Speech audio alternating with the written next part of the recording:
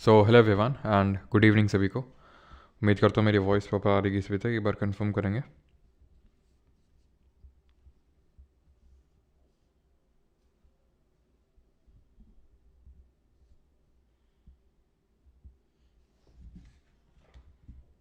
So hello everyone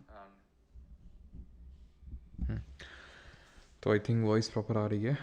start करते हैं आज का लेक्चर। तो आज हम लोग करने वाले हैं निट्टो सीरीज़ के जो हमारे 2 लेक्चर्स थे उनका रिवीजन अपने CGL Tier 2 के लिए, है ना। और कैसी क्या आप लोगों की प्रिपरेशन चल रही है Tier 2 की? हाँ जी।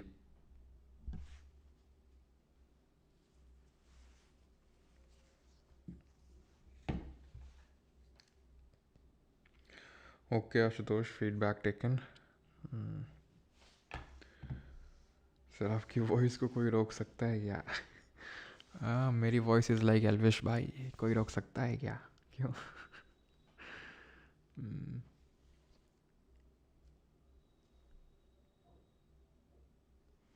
सर अब आराम कर लो, बार बार नोटिफिकेशन भेज के बुला लेते हो, रहा नहीं जाता आपसे मिलने बिना चाह। डिस्प्रेशन में हूँ सर, मेंस रिगार्डिंग दीपक दुबे। अच्छा अच्छा अच्छा, तो तुमसे तो फिर बात करना भी सही नहीं है ना, तुम डिस्प्रेशन में हो भी।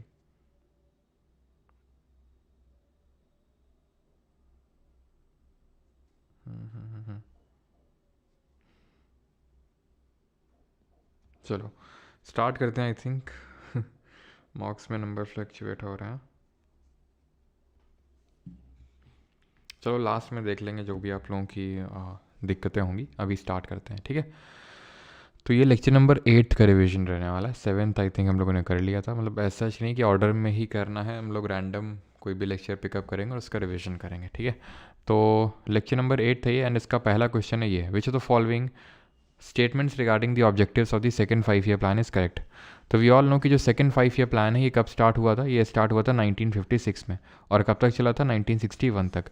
इसका गोल क्या था? इसका गोल था रैपिड इंडस्ट्रियलाइजेशन, तेजी से औद्योगिकरण करना, रैपिड इंडस्ट्रियलाइजेशन, ये इसका मेन गोल था। और इस गोल के तहत यहाँ पर 3 इंपॉर्टेंट स्टील प्लांट सेटअप किए गए थे। ध्यान रखना, पूछता है कितने? 3 ये सेटअप किए गए थे। तो भिलाई नहीं है, भिलाई है आपका ये, ठीक है। तो एक तो भिलाई का स्टील प्लांट है छत्तीसगढ़ में, एक दरगापुर है वेस्ट बंगाल में, और एक राउरकेला है उड़ीसा में। किसकी हेल्प से सेटअप किया था वो भी आपको पता होना चाहिए। गोल क्या था? 4.5%। अचीव कितना किया? 4.27%, ना, रैपिड इंडस्ट्रियलाइजेशन। ये किसके मॉडल पे बेस्ड था? PC महालनोबिस, जिनको कि हम जिनके बर्थडे पे हम नेशनल स्टैटिस्टिक्स डे, ठीक है, यानी कि भारतीय सांख्यिकी दिवस मनाते हैं, उनके मॉडल पे बेस्ड है ये, ठीक है। ये सोशलिस्ट ओरिएंटेड था। Reduction of import dependency and development of public sector, ये इसके मेन गोल्स में था। अब यहाँ पर PC महालनोबिस की रिगार्डिंग कुछ एक्स्ट्रा फैक्ट है कि सबसे पहले नेशनल इनकम का फॉर्मलाइज्ड कॉन्सेप्ट देने वाले PC महालनोबिस जी से थे। इनको इंडियन प्लानिंग का चीफ आर्किटेक्ट भी बोला जाता है, PC महालनोबिस जी को। पहली बार सबसे जो कॉन्सेप्ट दिया गया था, नेशनल इनकम हो यानी राष्ट्रीय आय हो, या फिर आपकी पोवर्टी लाइन हो, वो दादा भाई नौरोजी जी ने दिया था। दादा भाई नौरोजी जी के भी रिगार्डिंग आपको सारे फैक्ट्स पता होने चाहिए। अब यहाँ पर एक स्टूडेंट ने मॉर्निंग में आई थिंक क्वेश्चन पूछा था व्हाट्सएप पे, एंड दैट वाज रिगार्डिंग कि सर पर्सनल इनकम को कैसे कैलकुलेट करते हैं फ्रॉम नेशनल इनकम, ठीक है। तो वो मैं आपको बता देता हूँ किस तरह से हम पर्सनल इनकम को नेशनल इनकम से कैलकुलेट करते हैं। तो जैसे अगर मैं पर्सनल इनकम कैलकुलेट करनी है नेशनल इनकम से, तो उसमें हम नेशनल इनकम में पहले तो घटाएंगे, यानी सब्ट्रैक्ट करेंगे क्या? Undistributed profits, undistributed corporate profits, ठीक। ऐड करेंगे any kind of transfer payment from government. Transfer payment का मतलब हो गया जैसे सब्सिडी, तो ये ट्रांसफ़र पेमेंट है, गवर्नमेंट जो यूनिलेटरली ट्रांसफ़र करती है, उसके लिए हमने कोई गुड या सर्विसेज प्रोवाइड नहीं करे हैं, हमें बस ऐसे ही ट्रांसफ़र किया जा रहा है। माइनस जो आपके कॉरपोरेट टैक्सेस होंगे, ठीक है, इनकम टैक्स की बात नहीं हो रही, कॉरपोरेट टैक्स की बात हो रही है, ठीक है। This is the formula. अब यहाँ पर अगर कभी रेंट वगैरह आता है तो रेंट वगैरह को इसमें हम इंक्लूड नहीं करते हैं नाउ। अब पर्सनल इनकम से हम पर्सनल डिस्पोजेबल इनकम कैसे निकालते हैं? तो ये जो आपकी पर्सनल डिस्पोजेबल इनकम होती है, जिसको हम प्रयोज्य आय हिंदी में बोलते हैं, उसको निकालने के लिए पर्सनल इनकम से आपको टैक्सेस घटा देने होते हैं। कौन से टैक्सेस? मेनली जो आपके इनकम टैक्स वगैरह होते हैं उनको आपको घटा देना होता है। तो जो आपके हाथ में टैक्स वगैरह भरने के बाद जो इनकम बचती है उसको हम पर्सनल डिस्पोजेबल इनकम बोलते हैं, जिसपे कि आई थिंक क्वेश्चन भी आया था आपके पिछले वाले सीजीएल मेंस पे। ठीक है, साइंटिफिक अप्रोच किसने दिया था? VKRV राव जी ने दिया था, नेशनल प्लानिंग का। ठीक है, और VKRV राव की जगह रिगार्डिंग ध्यान ये रखिएगा कि इन्होंने इंडियन इकोनॉमिक सेक्टर को 2 पार्ट में डिवाइड किया था, एक तो एग्रीकल्चर सेक्टर और अदर देन एग्रीकल्चर सेक्टर। दादा भाई नौरोजी जी के रिगार्डिंग आप सारे फैक्ट रिकॉल करिए जल्दी से। ईस्ट इंडिया एसोसिएशन 1866, रस्ट कोफ्तार, ठीक है, and poverty and British rule in India, जिसमें कि उन्होंने ड्रेन थ्योरी की बात कही थी। इसके अलावा इनको grand old man of India के नाम से जानते हैं, और वो आपको पता है कि ब्रिटेन के पार्लियामेंट के ये एक मेंबर भी थे। ठीक, आगे बढ़ते हैं। That is consider the following statements about the emergence of urban centres in India from approx 6th century BC। तो अर्बन सेंटर्स के बारे में यहाँ पर कोई स्टेटमेंट्स दिए हुए हैं। All of them developed away from the capital of mahajanapada. तो जितने भी अर्बन सेंटर्स थे वो कैपिटल से एकदम दूर डेवलप हुए थे। आप खुद भी सोच सकते हैं कि किसी भी एक महाजनपद में 16 महाजनपद थे, उनमें से किसी एक महाजनपद में भी एक अर्बन सेंटर भी अगर कैपिटल के पास हो गया होगा तो अपने आप स्टेटमेंट गलत हो जाएगा। एनी काइंड ऑफ ये एक्सट्रीम स्टेटमेंट है, ये लॉजिक यहाँ पे लगा है। ऐसा नहीं कि ऑल एंड, ठीक है, मैं एक बार फिर से आपको रिकॉल करवा देता हूँ। All, never, any, none. ठीक है, ये जो भी एक्सट्रीम कीवर्ड कंटेनिंग स्टेटमेंट्स होते हैं जनरली गलत होते हैं। I am again using the word generally, not always. ठीक है, जनरली आपको गलत मिलेंगे ये, लेकिन आपको पहले देखना है कि भाई वो स्टेटमेंट बोल क्या रहा है। ठीक है, कई बार क्योंकि एक्सट्रीम कीवर्ड स्टेटमेंट जो कंटेनिंग जो स्टेटमेंट होते हैं वो भी सही हो जाते हैं कभी कभी, लेकिन जनरली गलत होते हैं। ठीक है, तो इसलिए आपको तुक्का लेना, गेस लेना, तो आप ले सकते हैं कि भाई वो सही नहीं होगा, लेकिन सबसे पहले बात तो आप लॉजिकली सोचिए। Major towns were located along the routes of communication. इस तरह के स्टेटमेंट क्या होते हैं? जर्नलिस्टिक टाइप होते हैं, कहीं पे सच डेटा फैक्ट एक्सट्रीम कीवर्ड नहीं है।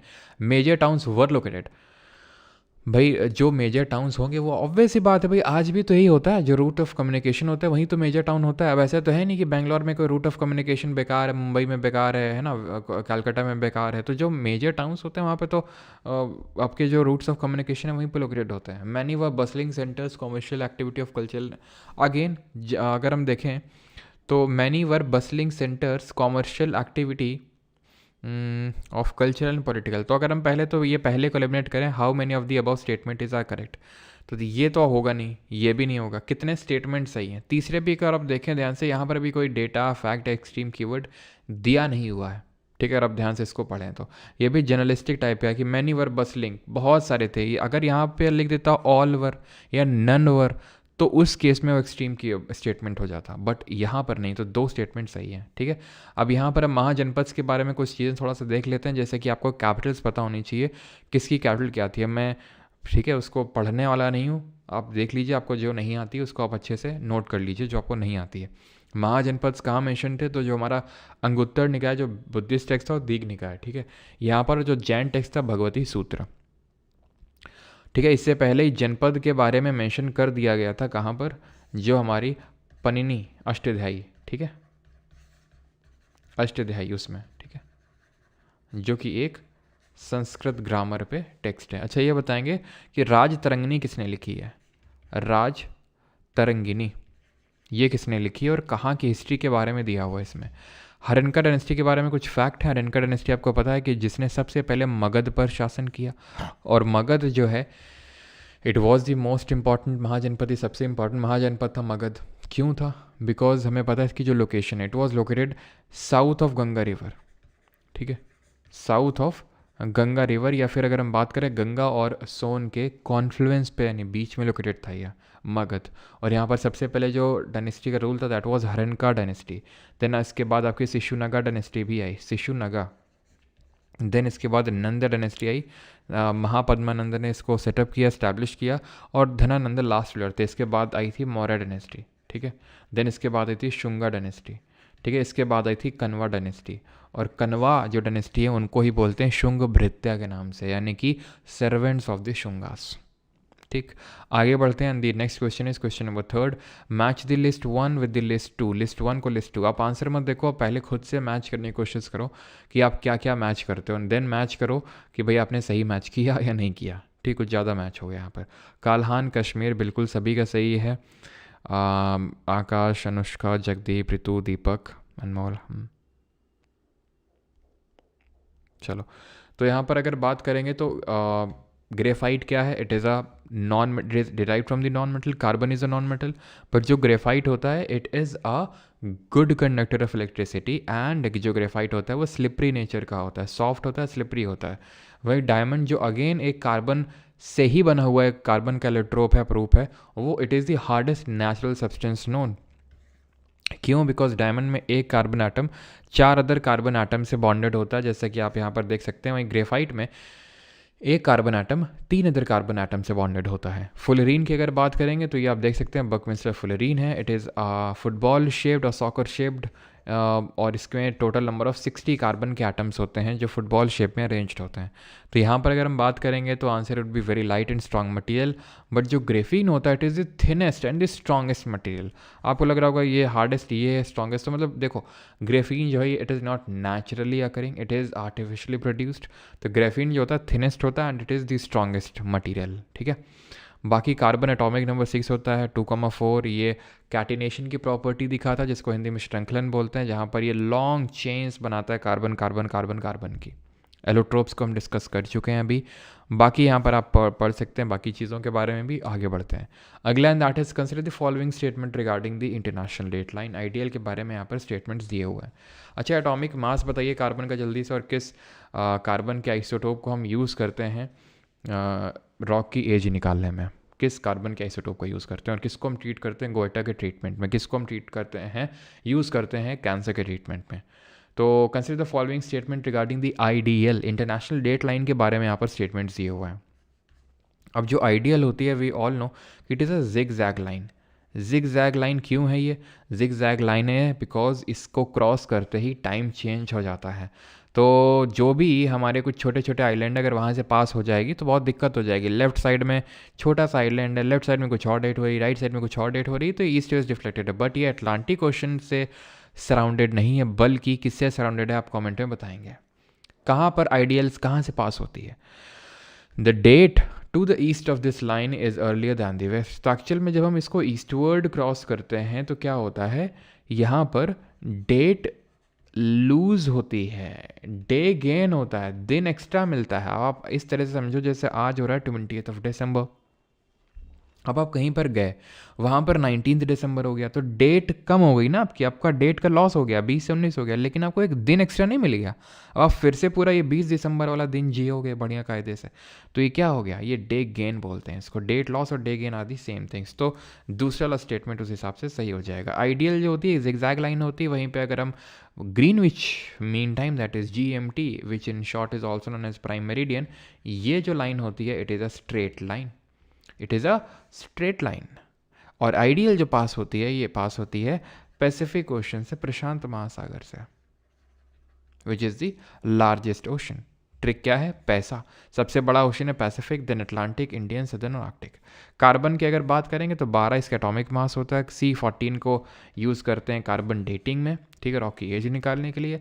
आयोडीन के आइसोटोप का यूज़ करते हैं यहाँ पर गोइटर के ट्रीटमेंट के लिए। कोबाल्ट 60 का यूज़ करते हैं कैंसर के ट्रीटमेंट में।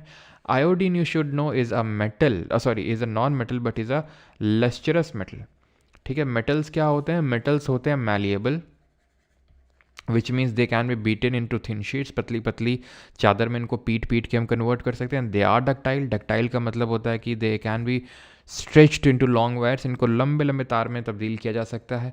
दे are sonorous, sonorous means what, कि भाई they produce a ringing sound, यानी कि टन टन की आवाज़ करते हैं। ये लस्टरस की अगर बात करें तो दे हैव शाइनिंग। तभी हम अच्छा कमेंट करके बताइए कि जो मिठाई में वो चांदी की परत यानी सिल्वर की जो सिल्वर का जो अर्घ चढ़ाते हैं तो उसमें किन 2 प्रॉपर्टीज़ का यूज़ किया जाता है। प्राइम मेरिडियन की अगर बात करें तो इसके अलॉन्ग यहाँ पर हमारा टाइम डेट हम डिसाइड करते हैं। जैसे फॉर एग्जांपल हमें पता है कि 1 डिग्री जाने पर 4 मिनट जो है इसका फासला होता है 4 मिनट का, तो 15 डिग्री में कितने का होता है? 1 घंटे का हो जाएगा। तो ये चीज़ हमें पता होनी चाहिए किस तरह से टाइम निकालते हैं। इसी फंडे का यूज़ करके हम बोलते हैं कि जो इंडियन स्टैंडर्ड टाइम है दैट इज़ IST है, इट इज़ 5.5 आवर्स अहेड, 5.5 घंटे आगे है Indian standard time from GMT that is Greenwich mean time और प्राइम मेरिडियन। ठीक है, यहाँ पर अगर हम चांदी के अर्क की बात करेंगे तो चांदी के अर्क में यूज़ किया जाता है एक तो मैलेबल प्रॉपर्टी को और लस्टरस प्रॉपर्टी को। एक तो उसको पीट पीट के थिन शीट्स में ड्रॉ किया जा सकता है और वो लस्टरस होता है, दैट इज़ उसमें शाइनिंग देखने को मिलती है। बाकी जो यहाँ पर फैक्ट्स लिखे हुए हैं इनको आप एक बार देख लेंगे, कितने नंबर ऑफ लैटिट्यूड कितने नंबर ऑफ लॉन्गिट्यूड होते हैं। एंड हमें पता है कि हर लॉन्गिट्यूड हर लैटिट्यूड के बीच में जो डिस्टेंस होती है वो सेम होती है। ठीक है, बट हर लॉन्गिट्यूड के बीच में डिस्टेंस सेम नहीं होती है। It is maximum at the equator. ठीक है, it is maximum at the equator which is 111.31 kilometre. It is maximum at the equator. और मिनिमम होती है पोल्स पे, जो कि कितनी होती है, 0 होती है, बिकॉज सारे जो हमारे लॉन्गिट्यूड्स होते हैं वो सब जाके पोल्स पर मिल जाते हैं, बी द नॉर्थ पोल और the south pole. And you should remember this that there are total number of 360 longitude and each longitude is a great circle but only one latitude is a great circle।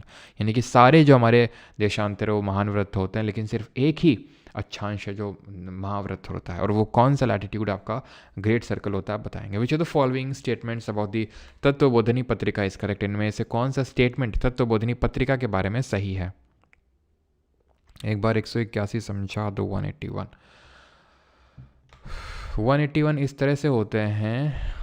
ठीक है, 181 इस तरह से होते हैं जैसे ये आपका 0 डिग्री है which is the equator which divides the entire earth into 2 equal parts. The upper part is called as northern hemisphere उत्तरी गोलार्ध, and the southern part is called as southern hemisphere दक्षिणी गोलार्ध।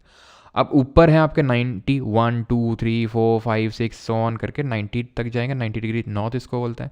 1 degree south, 2 degree south, 3 4 5 6 7 8 till 90 degree south, right. तो 90 ऊपर हो गया, 90 नीचे हो गया, that means 180 total number of latitudes. And जो सेंटर में है, जो बीच में है, उसको भी आपने जोड़ना होगा 181, राइट। आगे बढ़ते हैं, तत्वबोधिनी पत्रिका। तो ये किसने स्टार्ट किया था? एक्चुअल में तत्वबोधिनी सभा स्टार्ट हुई थी by Devendra Nath Tagore in the year 1839। You should no this. 1839 में तत्वबोधिनी सभा स्टार्ट की गई थी एंड तत्वबोधिनी पत्रिका भी अलॉन्ग विथ निकाली गई थी बाई देवेंद्र नाथ टैगोर। अब वैसी बात है वो बंगाली थे तो बंगाली लैंग्वेज में ही निकालेंगे। Here you should also recall the Atmiya Sabha which was formed in 1815 by Raja Ram Mohan Roy, which was later converted or changed in 1828 into the Brahmo Samaj, which was merged in 1859 with Tattvabodhini सभा। या फिर हम ये भी बोल सकते हैं कि तत्वबोधिनी सभा को मर्ज किया गया था 1859 में। ठीक है, ठीक है, मर्ज किया गया था विद ब्रह्मो समाज। ठीक, इतनी चीज़ क्लियर। और बाकी तो राजा राम मोहन रॉय को फादर ऑफ इंडियन रेनेसांस यानी भारतीय पुनर्जागरण का पिता बोलते हैं। राजा का टाइटल अकबर दी सेकंड ने दिया था। इन्होंने संबत कामती लिखी थी, मिरातुल अखबार लिखा था, गिफ्ट ऑफ मोनोथिज्म लिखा था, परसेप्ट्स ऑफ जीसस। ये सारी किताबें इनके द्वारा लिखी गई थी राजा राम मोहन राय जी के द्वारा। ठीक है, and he was, that is Rabindranath Tagore was invited, he was invited by, no, he has invited Keshav Chandra Sen, यानी इन्होंने इनवाइट किया था केशव चंद्र सेन को, और बाकी बाद में इन्हीं के साथ ही डिफरेंसेस हो गए थे, जिसके बाद देवेंद्र नाथ टैगोर लेके चले गए थे अपनी आदि ब्रह्मो समाज, और ब्रह्मो समाज of India Keshav Chandra Sen. Clear, आगे बढ़ते हैं। बाकी प्रार्थना समाज 1867 में बना था, आत्माराम पंडुरंग, दादोबा पंडुरंग ने परमहंस मंडली बनाई थी। ठीक है, रामकृष्ण मिशन किसने फाउंड किया था जरा बताएंगे? Who founded the Ramakrishna Mission and when? तो 1840 में परमहंस मंडली बना था। प्रार्थना समाज 1867 में, दोनों ही महाराष्ट्र में बने थे। दोनों ही जो आइडियल्स थे, जो गोल्स थे वही सेम थे जो ब्रह्मो समाज के थे। क्या थे? एक तो मोनोथीज्म यानी कि एक भगवान की वर्शिप करो। ठीक है, आइडल वर्शिप के अगेंस्ट थे कि मूर्ति पूजन नहीं करना चाहिए, आइडल वर्शिप के अगेंस्ट थे। ठीक है, and they were against polytheism, वही बोल सकते हैं कि they were in support of monotheism, polygamy नहीं होनी चाहिए, ये सब। ठीक है, एंड और मैंने क्या पूछा था? रामकृष्ण मिशन। तो ये फॉर्म हुआ था 1 मई 1897। बेलूर मठ वेस्ट बंगाल में इसका हेडक्वार्टर था, और स्वामी विवेकानंद जी ने इसको फॉर्म किया था, जिन्होंने 1893 में शिकागो में स्पीच दी थी, जो कि अभी CHSL मेंस में आपका क्वेश्चन भी बना था। राजयोग, कर्म योग, इनकी कुछ बुक्स के नाम हैं। कमेंट में आपको बताना है कि बर्थ कब हुआ था, मतलब स्वामी विवेकानंद जी का बर्थ कब हुआ था 12 जन, और डेथ कब हुआ था 4 जुलाई को। ईयर्स आपको बताने जल्दी से। अगले क्वेश्चन पे आते हैं। Which of the following articles mentions about a UCC, that is uniform civil code? What?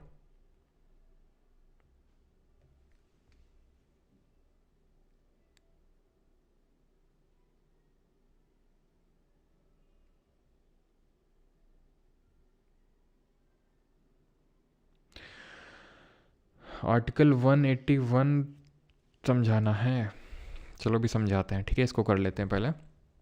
तो आर्टिकल 44 यूनिफॉर्म सिविल कोड समान आचार संहिता के बारे में बात करता है। 39 की अगर बात करेंगे तो इसको हम याद करते हैं LDC goes to PHC। L is what? Livelihood. D, distribution of material resources. C, prevent concentration of wealth. P, equal pay for equal work. H, health. C, children. ठीक है। 39A में क्या है ये बताएंगे। 40 में क्या पंचायत है। 50 में क्या separation of judiciary and executive है। ठीक है, यहाँ पर कुछ क्वेश्चन पूछा था मैंने आपसे, तो ध्यान रखेंगे 12 जनवरी 18, काफ़ी लोगों ने गलत लिख रखा है यहाँ पे, ठीक है, 1863, 12 जनवरी 1863। एंड जो डेथ हुआ था दैट वाज ऑन 4 जुलाई 1902। ठीक है, एंड रुकना यार, ठीक है, I think someone is there. ठीक है, जल्दी से इसको रिवाइज करो, मैं आता हूँ भी, है ना।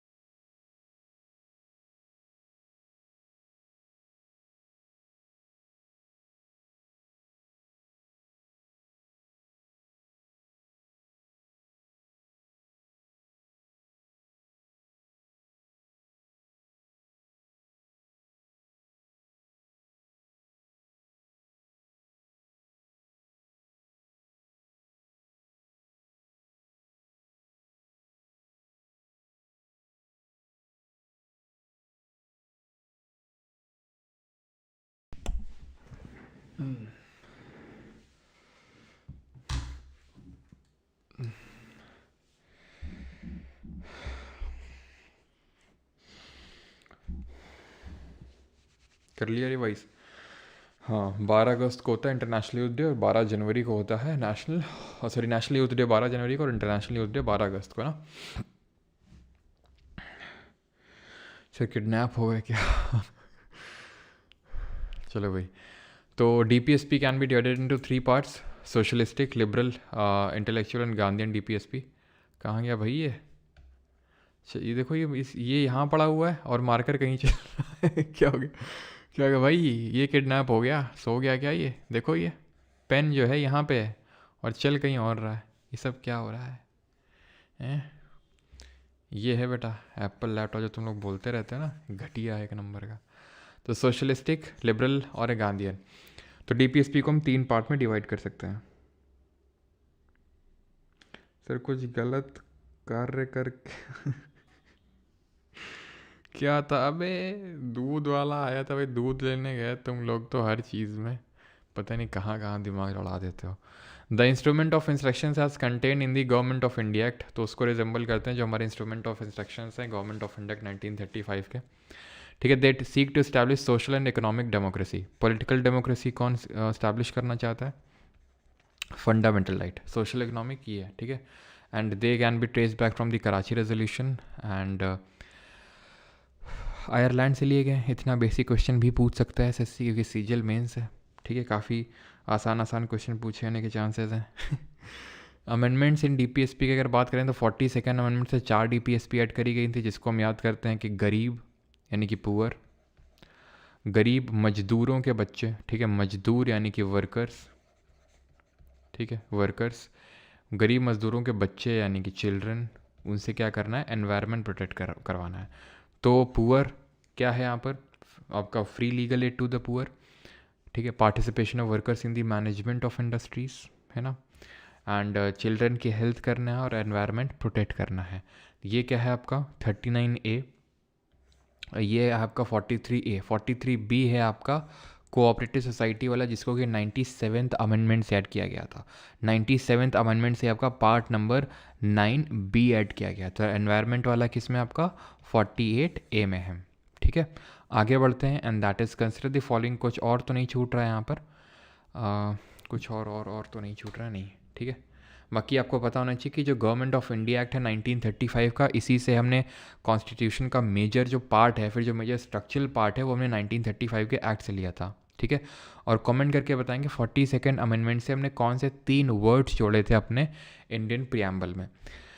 एंड आई थिंक किसी ने आर्टिकल नंबर 181 के बारे में पूछा था, है ना, 181 दिख रहा है कलर ढंग से। तो 181 किसकी बात करता है कि जो स्पीकर और डेप्यूटी स्पीकर जब इनके रिमूवल का रेजोल्यूशन चल रहा होगा तब ये प्रिसाइड नहीं करेंगे। ठीक है, स्पीकर और डेप्यूटी स्पीकर का जब रिमूवल का रेजोल्यूशन चल रहा होगा तो प्रिसाइड नहीं कर रहे होंगे। कहाँ नहीं कर रहे होंगे, कहाँ की बात हो रही है? 181 आर्टिकल है लेजिस्लेटिव असेंबली में। ठीक है, विधान सभा में।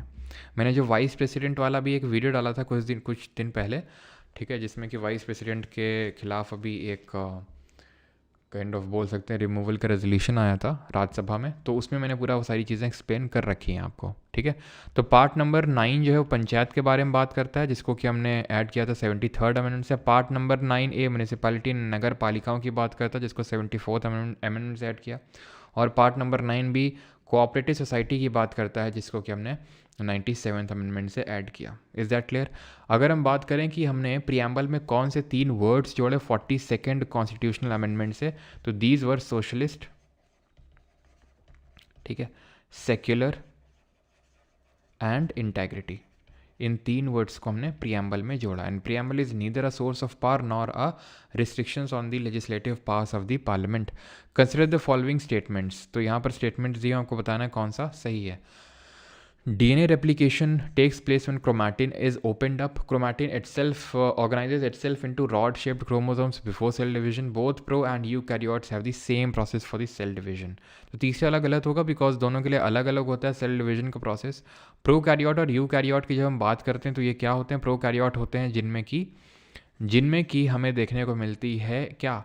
ट्रू न्यूक्लियस देखने को नहीं मिलती है। यूकैरियोट में ट्रू न्यूक्लियस और बाकी के सेल ऑर्गेनल्स देखने को मिलते हैं। प्रो और यूकैरियोट में क्या क्या चीज़ें कॉमन होती हैं? सबसे first and foremost thing is ribosome, आपको ध्यान रखना है, this is common. Cell membrane common होती है, साइटोप्लाज्म कॉमन होता है, ठीक है, ध्यान रखिएगा। सेल डिवीजन जब होता है तो जो क्रोमैटिन मटीरियल होता है, ये आपका जो होता है, जो थ्रेड लाइक स्ट्रक्चर होता है, ये क्रोमोसोम में बदल जाता है। क्रोमोसोम की अगर हम बात करेंगे तो क्रोमोसोम वॉल्टर फ्लेमिंग ने इसकी डिस्कवरी करी थी। 23 पेयर्स होते हैं क्रोमोसोम के, जिसमें 22 ऑटोसोमल होते हैं और एक पेयर सेक्स क्रोमोसोम का होता है। XX फीमेल होता है, XY आपका मेल होता है, ठीक है। और ये चीज़ तो आप ध्यान में रखेंगे। प्लस सेल डिवीजन हमारा कितने टाइप का होता है? तो 2 टाइप का होता है, and that is mitosis and meiosis. Mitosis में क्या होता है? एक जो पेरेंट सेल होती है वो 2 डॉटर सेल्स बनाता है, और मायोसिस में एक पेरेंट सेल 4 डॉटर सेल्स बनाता है। माइटोसिस में जो डॉटर सेल बनती है that is of diploid nature, वही मायोसिस में जो बनती है that is of haploid nature. Cell cycle की कितनी स्टेजेस होती हैं, तो सबसे पहले G1 फेज़ होता है, S फेज़ होता है, G2 फेज़ होता है एंड M फेज़ होता है। G1 फेज़ को हम बोलते हैं सेल ग्रोथ फेज़, जहाँ पर सेल ग्रो करता है, सेल ग्रो करता है। देन उसका डीएनए जो एस फेज़ होता है, डीएनए सिंथेसाइज होता है, डीएनए रेप्लिकेट होता है, इसी को हम इंटरफेज बोलते हैं। डीएनए रेप्लिकेट होता है इसी पर्टिकुलर स्टेज में जो डीएनए सिंथेसिस फेज़ होता है। Then preparation for mitosis G2 होता है। देन उसके बाद माइटोसिस हो जाता है, जिसको अगेन हम सब पार्ट्स में डिवाइड करते हैं, prophase, metaphase, anaphase, telophase and then cytokinesis. DNA replication क्या होता है, जहाँ पर ये वो प्रोसेस होता है जिससे डीएनए जो है वो खुद की कॉपी बनाता है, जो डॉटर डीएनए होता है। और सेमी कंजर्वेटिव डीएनए क्या होता है, the process where each new DNA molecule has one original strand, एक तो पेरेंट से आएगा, ठीक है, एक तो डीएनए, और दूसरा जो है नया होगा। तो इसको मैं दूसरे कलर से ड्रॉ कर देता हूँ, ठीक है, सो दैट आपको क्लियरली समझ में आ जाए। इसमें एक जो स्टैंड होगा वो नया स्टैंड होगा, इसको सेमी कंजर्वेटिव डीएनए बोलते हैं। डीएनए का फंक्शनल यूनिट क्या होता है, जीन, ठीक है, जीन होता है। Gene is kind of segment, जो डबल हेलिकल स्ट्रक्चर होता है डीएनए का, उसका एक सेगमेंट होता है। डबल हेलिकल जो स्ट्रक्चर होता है वाटसन ने क्रिक ने डिस्कवर किया था, लेकिन मॉलिक्यूल फ्रेडरिक मिशर ने डिस्कवर किया था। इसमें हमारा ATGC करके होता है, यानी एडेनाइन थाइमाइन के साथ पेयर करता है, और गोआमाइन जो होता है वो साइटोसाइन के साथ पेयर करता है, ठीक है। जो हमारा डीएनए रेप्लिकेशन होता है इसमें कुछ हमारे एंजाइम्स काम करते हैं, हीलियाकेस, पॉलीमरेज, प्राइमेस और लाइगेस। काम क्या होता है आप एक बार इसको देख लेंगे, ठीक है। Consider the following statement, launch of NCM all India Khilafat conference in Delhi, passing of the Rowlatt act and Jallianwala Bagh incident. तो जलियांवाला बाग सबसे पहले तो आपका रॉलेट एक्ट पास होगा, जिसको ब्लैक एक्ट बोला था गांधी जी ने 1919 में, एनार्कियल एंड रेवोल्यूशनरीज क्राइम्स एक्ट, जो सिडनी रॉलेट ने इसको मतलब एक तरह से कंपोज किया था। देन उसके बाद हुआ था हमारा क्या, सैफुद्दीन किचलू और डॉक्टर सत्यपाल की अरेस्ट हुई थी, और उसके बाद जलियांवाला बाग इंसिडेंट हुआ था 13 अप्रैल 1919 को। दोनों हुए तो 1919 को थे, लेकिन पहले आपका जलियांवाला बाग था, रॉलेट एक्ट था, देन जलियांवाला बाग था, जिसके बाद हमें पता है कि जो रविन्द्रनाथ टैगोर थे उन्होंने अपने कैसर हिंद का टाइटल वापस कर दिया था, नाइटहुड वापस कर दिया था, और गांधी जी ने अपना कैसर हिंद का जो टाइटल है उसको वापस कर दिया था। Launch of non cooperation movement से पहले ऑल इंडिया खिलाफत कांग्रेस हुई थी, ठीक है, बिकॉज सबसे पहले तो खिलाफत मूवमेंट लॉन्च हुआ था, शौकत अली और मौलाना अली जो अली ब्रदर्स उन्होंने लॉन्च किया था 1919 में। उसके बाद गांधी जी ने 1920 में जाके NCM को लॉन्च किया था और उसको मर्ज कर दिया था विद दी खिलाफत। और वापस कब लिया था जरा बताएंगे इसको, आपका जो NCM है इसको वापस कब लिया गया था और क्यों लिया गया था, बताइए जल्दी से। अगला है हमारा, that is 9th question, first coins in Indian history bearing the names and image of rulers were issued by. तो भारतीय इतिहास में शासकों के नाम और चित्र वाले पहले सिक्के किसने जारी किए थे, तो सबसे पहले जो गोल्ड कॉइन्स हैं वो इंडो ग्रीक्स ने इशू किए थे, और सबसे पहले वो कॉइन्स जिसमें कि नेम और इमेज थी रूलर की, that were also issued by the Indo Greeks. सबसे ज़्यादा largest horde of gold coins हम बोल सकते हैं, लार्जेस्ट अमाउंट में जो गोल्ड कॉइन्स लॉन्च मतलब निकाले गए थे वो गुप्ताज के दौरान निकाले गए थे, जिनके टाइम पीरियड को हम golden era of Indian history बोलते हैं। प्लस सबसे अगर पूछेगा कि प्योरेस्ट फॉर्म के जो गोल्ड कॉइन्स हैं वो कब निकाले गए थे, तो प्योरेस्ट निकाले गए थे कुषाण के टाइम पे। कुषाण के जो रूलर थे कनिष्क, इन्होंने जो है निकाले थे इनके टाइम पे, जब इन्होंने ये थ्रोन पे बैठे थे 78 AD में, तो यहाँ से शक संवत की शुरुआत हुई थी। कुषाण के पहले रूलर कौन थे, कुजुल, आपको ध्यान रखना है, कटफिशस, कुजुल कटफिशस, देन विमा कटफिशस, देन आपके कनिष्क के टाइम पे 4th बुद्धिस्ट काउंसिल भी ऑर्गेनाइज करी गई थी। यहाँ पर मैंने आपसे क्या क्वेश्चन पूछा था, मैं खुद ही भूल गया क्या क्वेश्चन था, वापस क्यों लिया गया था, तो वापस 1922 में, ठीक है, 1922 में जो आपका चौरी चौरा हत्याकांड हुआ था 4 Feb 1922 को, चौरी चौरा इंसिडेंट, इसकी वजह से वापस लिया गया था। जो गोरखपुर में गांव था वहाँ पर वायलेंस हो गया था। देन इसके बाद 1923 में जब, क्योंकि गांधी जी जेल चले जाते हैं 1922 में, तो एक डिवीज़न क्रिएट होता है कांग्रेस में। एक तो प्रो चेंजर्स बोला गया, जिन्होंने ऑल इंडिया खिलाफत स्वराज पार्टी बनाई, और एक को बोला गया नो चेंजर्स, जिन्होंने जो अपना कंस्ट्रक्टिव वर्क कर रहे थे अभी तक वो कंस्ट्रक्टिव वर्क को कंटिन्यू रखा, और जो बॉयकॉट है उसको कंटिन्यू रखा। प्रो चेंजर्स ने बॉयकॉट कर दिया, बॉयकॉट को हटा दिया, and they entered the council with a motive of ending or mending the councils. Clear. अगला क्वेश्चन यहाँ पर आई थिंक ये हो चुका है। कुषाण ने जो है, कनिष्क ने 4th बुद्धिस्ट काउंसिल को यहाँ पर लीड किया था, हेड किया था। गुप्ताज के बारे में पढ़ सकते हैं, श्रीगुप्त फाउंडर थे, चंद्रगुप्त फर्स्ट रियल फाउंडर माने जाते हैं, और इन्होंने ही टाइटल किसका लिया था, महाराजा धीराज का। टाइटल लिया था चंद्रगुप्त द्वितीय सेकंड ने, विक्रमादित्य का टाइटल लिया था। इनकी जो बेटी थी, इनकी जो डॉटर थी प्रभावती गुप्ता, उनकी शादी किससे हुई थी जरा बताएंगे आप? जो प्रभावती गुप्ता थी उनकी शादी किससे हुई थी? जो वाकाटाका डायनेस्टी के एक रूलर थे, कौन था, क्या नाम था उनका? मेहरौली पिलर इंस्क्रिप्शन इनसे एसोसिएटेड है चंद्रगुप्त सेकंड से। प्लस आपको ध्यान रखना है कि जो समुद्रगुप्त हैं इनसे जो एसोसिएटेड है दैट इज़ प्रयाग प्रशस्ति, जिसको किसने कंपोज किया था? कंपोज किया था हरिसेन ने। और हरिसेन हम पढ़ते हैं कि इन्होंने कौन सी जो पोस्ट है उसको होल्ड नहीं किया था, कौन सी पोस्ट को होल्ड नहीं किया था हरिसेन ने। और प्रभावती गुप्ता की शादी हुई थी किससे?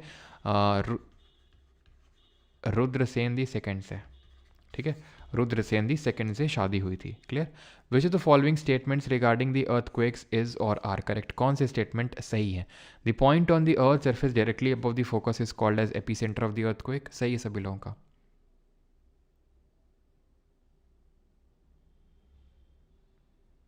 ओके सॉरी अर्थम, प्रभावती गुप्ता नहीं होता, प्रभावती गुप्त होता है। ओके ठीक है, ठीक है। हरिसेन ने जो है नगर श्रेष्ठी की पोस्ट को होल्ड नहीं किया था, बिल्कुल सही है, ठीक है, नगर श्रेष्ठी। बाकी संधि विग्राहिका, महादंड नायिका और कुमार अमर्त्य, कुमार अमर्त्य मतलब इंपॉर्टेंट ऑफिसर, ठीक है, तो नगर श्रेष्ठी होल्ड नहीं करी थी, ये ध्यान रखना है, ठीक। बाकी यहाँ पर आप आईहोल पिलर इंस्क्रिप्शन को रिकॉल कर सकते हैं, जो किसने कंपोज किया था? रवि कृति ने, Pulakeshin the second, Chalukya dynasty के ruler. The point on the earth surface directly above the focus, ये हो गया आपका focus which is called as hypocentre, जहाँ से आपकी अर्थक्वेक वेव्स ओरिजिनेट होती हैं, चारों डायरेक्शन में ट्रैवल करना शुरू करती हैं।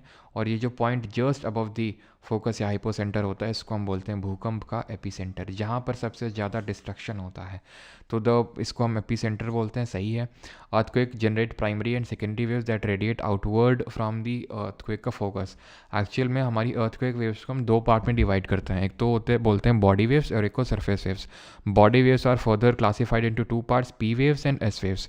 पी वेव्स जो होती हैं they create stretching and squeezing because they are kind of they are your longitudinal waves, ठीक है, longitudinal नेचर की होती हैं। दैट मीन्स कि इनका जो वेव का जो पार्टिकल होता है, मीडियम का जो पार्टिकल होता है, दैट वाइब्रेट पैरेलली, ठीक है, that vibrate parallelly in the direction of propagation of wave. यहाँ पर क्या होता है, ये आपकी ट्रांसवर्स नेचर की होती हैं, तो परपेंडिकुलर वाइब्रेशन होता है। एस वेव सिर्फ सॉलिड में ट्रैवल कर सकती हैं। पी वेव जो होती हैं they resemble sound waves, sound waves की तरह होती हैं, जिस इनकी भी सॉलिड में सबसे ज़्यादा स्पीड होती है, देन लिक्विड में, देन गैस में।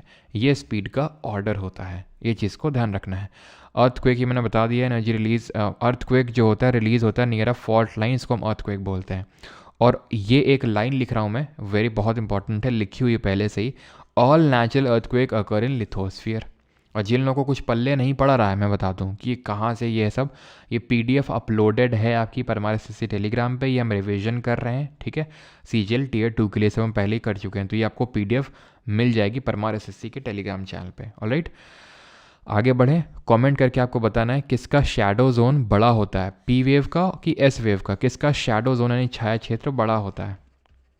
तो शैडो जोन जो होता है एस वेव का वो 40% होता है, नियरली 40% होता है हमारी अर्थ सरफेस का, बिकॉज ये हमारा लिक्विड और गैस में ट्रैवल नहीं कर सकता है। एंड वी ऑल नो कि जो आउटर कोर होता है वो लिक्विड होता है। क्यों होता है? बिकॉज वो हमारा जो आउटर कोर होता है उसमें उतना ज़्यादा प्रेशर नहीं लग रहा होता है ना। और कोर किसका बना होता है? नीफे का, दैट इज़ निकल और आयरन का बना होता है, और उसी की वजह से अर्थ को उसकी मैग्नेटिक फील्ड भी मिलती है, जो आउटर कोर जो लिक्विड होता है उसकी वजह से, ठीक है। ये 104 डिग्री से लेकर पूरा 104 डिग्री तक आपको देखने को नहीं मिलता है S wave, that's why it has a largest shadow zone. In the human digestive system which of the following is the role of the pancreas? मानव पाचन तंत्र में अग्नाशय के निम्नलिखित में से कौन सी भूमिका है? तो पैनक्रियाज का क्या रोल है? तो पैनक्रियाज अग्नाशय में पता है कि ये काइंड ऑफ ग्रीनिश टाइप होते हैं, और इनका मेन फंक्शन होता है, ऑप्शन नंबर 1 है, secretion of surfactants to break up lipid droplets. नहीं, ये काम होता है बाइल जूस का। बाइल जूस क्या करता है? बाइल जूस करता है इमल्सिफिकेशन ऑफ फैट, वही लिखा हुआ इमल्सिफिकेशन ऑफ फैट। यही बाइल जूस क्या करता है? न्यूट्रलाइज करता है स्टोमक एसिड को। हमें पता है कि जैसे ये स्टोमक है, ठीक है, ये मान लेते हैं हमारा स्टोमक है, तो स्टोमक से जब खाना आता है कहाँ पर? स्मॉल इंटेस्टाइन में। किसके थ्रू? स्फिंक्टर मसल्स के थ्रू, ठीक है। तो सबसे पहले डुओडेनम में एंटर करेगा, duodenum, then jejunum, then ileum. तो जो डुओडेनम है, ठीक है, जो डुओडेनम है सबसे पहले तो यहाँ पर क्या होगा, न्यूट्रलाइज होगा क्योंकि हाईली एसिडिक होगा, क्योंकि स्टमक में HCl रिलीज हुआ था, हाइड्रोक्लोरिक एसिड, और इस गैस्ट्रिक जूस का जो pH वैल्यू था that was 1.6, more acidic than the lemon juice. ठीक है, और कमेंट करके आपको बताना है कि जो ये हाईली एसिडिक गैस्ट्रिक जूस था, इससे इनर लाइनिंग ऑफ जो हमारी स्टमक होती हैं वो कैसे प्रोटेक्ट होती हैं, कौन सी मेम्ब्रेन से प्रोटेक्ट होती हैं। क्लियर। तो क्योंकि हाईली एसिडिक होता है तो इसको बेसिक बनाने का काम भी बाइल जूस का ही होता है। तो medium basic banana, emulsification of fat करना, मेन दो काम इसका यही होता है। Storage and regulated release of bile, ये काम होता है गॉल ब्लैडर का, जो पित्त की थैली होती है। आंसर होगा secretion of lipase, amylase and protease. Clear है यहाँ तक सभी को? ठीक है। अब आप बोलेंगे कि सर जो एमाइलेज होता है ये तो वहाँ पे भी होता है सलाइवा में, बिल्कुल सलाइवा में भी होता है और यहाँ पे भी होता ही है। ठीक है, ये चीज़ आप ध्यान रखेंगे। इसी सेलेवरी एमाइलेज से जो हमारा माल्टोस होता है, ठीक है, जो हमारा माल्टोस होता है, जो कि कॉम्प्लेक्स शुगर होता है, जो हमारा सीरियल्स यानी ग्रेन्स में देखने को मिलता है, वो एक्चुअल में सिंपल शुगर में ब्रेक होता है। एक तो सलाइवरी एमाइलेज से और जो पैनक्रियाज एमाइलेज भेज रहा है उससे। पैनक्रियाज अगर हम बात करें तो ये हमारे मिक्स्ड ग्लैंड होते हैं, मिश्रित ग्रंथियाँ बोलते हैं इनको। क्यों? क्योंकि ये हार्मोन्स भी रिलीज़ करते हैं directly into the blood, and ये एंजाइम्स भी रिलीज़ करते हैं। हार्मोन कौन रिलीज़ करता है? हार्मोन रिलीज़ करते हैं एंडोक्राइन ग्लैंड यानी अंतःस्रावी ग्रंथियाँ, डायरेक्टली इनटू द ब्लड। वहीं जो एक्सोक्राइन ग्लैंड होते हैं बाह्यस्रावी ग्रंथियाँ होती हैं, वो डक्ट का यूज़ करके एंजाइम्स को रिलीज़ करते हैं। तो इसी वजह से एंडोक्राइन ग्लैंड को हम डक्टलेस ग्लैंड के नाम से जानते हैं। ठीक है, तो ये चीज़ आपने ध्यान रखनी है। स्फिंक्टर मसल्स, स्मॉल इंटेस्टाइन की लेंथ 7 से 8 मीटर होती है, मेजर साइट ऑफ डाइजेशन होता है, और इसमें इसकी जो इनर वॉल होते हैं उसमें फिंगर लाइक प्रोजेक्शंस देखने को मिलता है, जिनको विली बोलते हैं, जो कि सरफेस एरिया इंक्रीज करते हैं फूड एब्जॉर्प्शन के लिए। सीकम क्या होता है? सीकम पहला पार्ट होता है लार्ज इंटेस्टाइन का, कोलॉन लास्ट पार्ट होता है लार्ज इंटेस्टाइन का। यहाँ पर कोलॉन में ही वाटर का एब्जॉर्प्शन होता है। स्टमक की जो इंटरनल वॉल्स बनी होती हैं वो म्यूकस मेम्ब्रेन यानी कि जिसको श्लेष्मा झिल्ली बोलते हैं उससे बनी होती हैं। क्लियर है? Appendix is a vestigial organ. पूरा आपको एलिमेंट्री कैनाल का पूरा रूट पता होना चाहिए कि जो हमारा माउथ होता है, ठीक है, यहाँ से स्टार्ट होता है, यहाँ से आपका स्टार्ट होगा माउथ से, ठीक है, पर डाइजेशन स्टार्ट होता है जो एलिमेंट्री कैनाल का पार्ट होता है। देन आपका ईसोफेगस, देन उसके बाद स्टमक आता है, देन इसके बाद हमारे स्मॉल इंटेस्टाइन आती है, देन लार्ज इंटेस्टाइन आती है, देन रेक्टम आता है, देन एनस आता है। तो ये पूरा रूट होता है इस तरह से। Is that clear? और जो कोलॉन होता है इट हेल्प्स इन दी जो वाटर एब्जॉर्प्शन। ठीक है, कोलॉन जो है वाटर एब्जॉर्प्शन में हेल्प करता है, और विली जो होते हैं फिंगर लाइक प्रोजेक्शंस, ये फूड एब्जॉर्प्शन में हेल्प करते हैं। क्लियर? आगे बढ़ते हैं। तो माउथ के बाद ध्यान रखना फेरिंग्स भी आता है। फेरिंग्स एक कॉमन पैसेज होता है जहाँ से हवा भी जाती है और खाना भी जाता है। With reference to Asian infrastructure investment bank consider the following statements. AIB has more than 80 member. तो यहाँ पर मेन कैच ये था कि ये जो लिखा हुआ है AIB does not have any member from outside Asia, नहीं एशिया के बाहर से कोई मेंबर है ही नहीं AIB का। ठीक है, ये AIB नहीं है, ठीक है, AIIB है, मतलब एशियन इंफ्रास्ट्रक्चर बैंक है ना। AIB का मतलब कुछ और मत समझ लेना।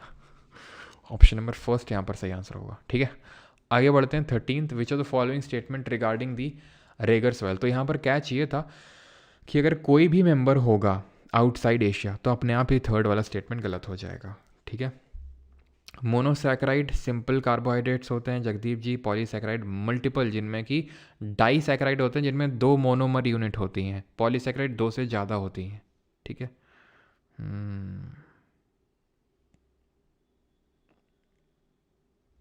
चलो भाई, तो आगे बढ़ते हैं यहाँ पर हम Which of the following statement regarding the Rager soil is or are correct? तो it is a light colored clay and fertile soil। तो रेगर जो होता है वो आपका लाइट कलर्ड नहीं होता है, ये आपका डार्क कलर्ड होता है, because it is a black soil. वो लाइट कलर का तो होता नहीं, ब्लैक कलर का होता है। तो पहला गया तो ये वाला गया आपका। It is developed on the Deccan basaltic lava under hot and humid conditions. तो जो डेक्कन प्लेट्यू है उसका जो नॉर्थ वेस्टर्न पार्ट है यहाँ पर कहीं आपकी ब्लैक सिल यानी कि काली मिट्टी डेवलप होती है आके।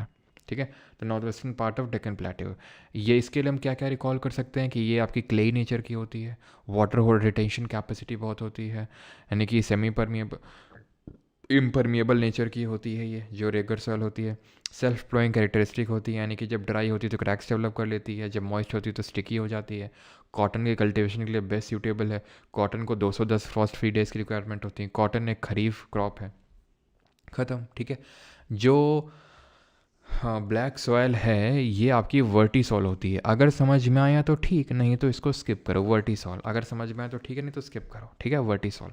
अब आगे आते हैं, ये इम्परमिल ये सारी चीज़ें मैंने बता दी। और इंडियन सॉयल में हमें ये चीज़ याद रखनी होती है कि नाइट्रोजन और फॉस्फोरस उतना ज़्यादा नहीं होता है। यहाँ तक कि जो ह्यूमस होता है वो भी लैग करता है, ह्यूमस भी नहीं होता है हमारी इंडियन सॉइल्स में। सॉयल के होराइजन क्या होते हैं? तो सबसे पहले हमारा होता है C horizon, then B horizon, then A horizon. सी में होता है अनवेदर्ड रॉक, मतलब पेरेंट रॉक होता है जिससे कि हमारी सॉइल बनती है। सॉइल का जो कलर होता है वो पेरेंट रॉक पे डिपेंड करता है, उसकी जो थिकनेस है वो डिपेंड करती है टाइम पे। Parent rock, time, climate, vegetation, relief, ये सारे फीचर्स जो होते हैं सॉयल की डेवलपमेंट में एक फैक्टर होते हैं। यहाँ पर है आपकी पेरेंट रॉक, यहाँ पे सेमी वेदर्ड रॉक, ये है टॉप सॉयल। इसके ऊपर भी आपको अगर humus which is an amorphous solid compound वो अगर आपको देखने को मिल रहा है तो उसको ओ लेयर बोल देते हैं, मीन्स ऑर्गेनिक लेयर, ठीक है। रेड सॉइल के सबसे ज़्यादा इंडिया में जो पाई जाती है वो एलुवियल सॉइल है, जलोढ़ मिट्टी, रफली 40% है इंडिया में, ठीक है। और ये पुअर होती है नाइट्रोजन में और फॉस्फोरस में, वहीं रिच होती है पोटैश में। पोटैश में रिच होती है लेकिन फॉस्फोरस में पुअर होती है, ध्यान रखना है, ठीक है। वहीं वैसे ही हमारी ब्लैक सॉइल भी पुअर होती है फॉस्फोरस में। लैटेराइट सॉइल जिसको ब्रिक सॉइल के नाम से जानते हैं, ब्रिक सॉइल भी बोली जाती है। It is created by leaching process. Leaching का मतलब निच्छालन की जो प्रक्रिया होती है, जब बहुत ज़्यादा रेनफॉल होती है, एक्सटेंसिव रेनफॉल, तो उसकी वजह से जो इंपॉर्टेंट मिनरल्स होते हैं जैसे सिलिका वगैरह ये वॉश अवे हो जाते हैं, ये धुल जाते हैं, जिसकी वजह से जो लैटेराइट सॉइल होती है उसमें जो लीचिंग की वजह से इंपॉर्टेंट मिनरल्स वॉश अवे हो जाते हैं, ठीक है। और इसको हम लैटेराइट को रेड लैटेराइट सॉइल के नाम से भी जानते हैं, ठीक है। रेड लैटेराइट भी बोलते हैं। रेड सॉइल में अगर पानी पड़ जाता तो वो येलो में कन्वर्ट हो जाती है, ठीक है। और रेड रेड क्यों होती है? आयरन ऑक्साइड के प्रेजेंस की वजह से। स्लैश एंड बर्न एग्रीकल्चर, और यहाँ पर एसोसिएटेड स्टेट दिया हुआ दैया, कुरुआ, ब्रिंगा, पेंडा। आप देखा मत करो सबसे पहले, मतलब क्वेश्चन मत देखा करो, ठीक है। बाकी सब कुछ देख सकते हो, देखने में कोई मनाही नहीं है, देखना अच्छी बात होती है। लेकिन यहाँ पर बात हो रही है बेटा ऑप्शंस की, जो क्वेश्चन की, ठीक है। तो दहिया की अगर बात करेंगे तो दहिया की अगर बात करेंगे, आ गई। दहिया की अगर बात करेंगे तो ये एमपी में है, ठीक है, मध्य प्रदेश में। कुरुआ की अगर बात करेंगे तो झारखंड में, ठीक है। झारखंड में किस तरह से याद किया था कि जब कोई चीज़ खंड खंड हो जाती है तो रोने लगते हैं छोटे बच्चे, और एक छोटा बच्चा रूम में भी आ चुका है मेरे ठीक है। ब्रिंगा की अगर बात करेंगे तो ब्रिंगा आपका आंध्र प्रदेश में होता है। पोडू, पेंडा, ये सब कहाँ पे होते हैं? सॉरी, पोडू पेंडा आंध्र प्रदेश में होते हैं, रियली सॉरी। ब्रिंगा होता है आपका उड़ीसा में, ठीक है। ब्रिंगा उड़ीसा में, पोडू पेंडा आपका आंध्रा में, ठीक है। और हमें पता होना चाहिए कि दैट इज़, ठीक है। और हमें पता होना चाहिए कि जो बस्तर डिस्ट्रिक्ट होती है छत्तीसगढ़ की, ठीक है, और अंडमान निकोबार, वहाँ पर किस नाम से जानते हैं इनको हम? वहाँ पर हम किस नाम से जानते हैं? दीपा के नाम से जानते हैं, ठीक है। कुमारी वेस्टर्न घाट्स, झूम नॉर्थ ईस्ट, ब्राज़ील रोका, ठीक है, ये सब इंटरनेशनली, ठीक है। Different types of shifting cultivation.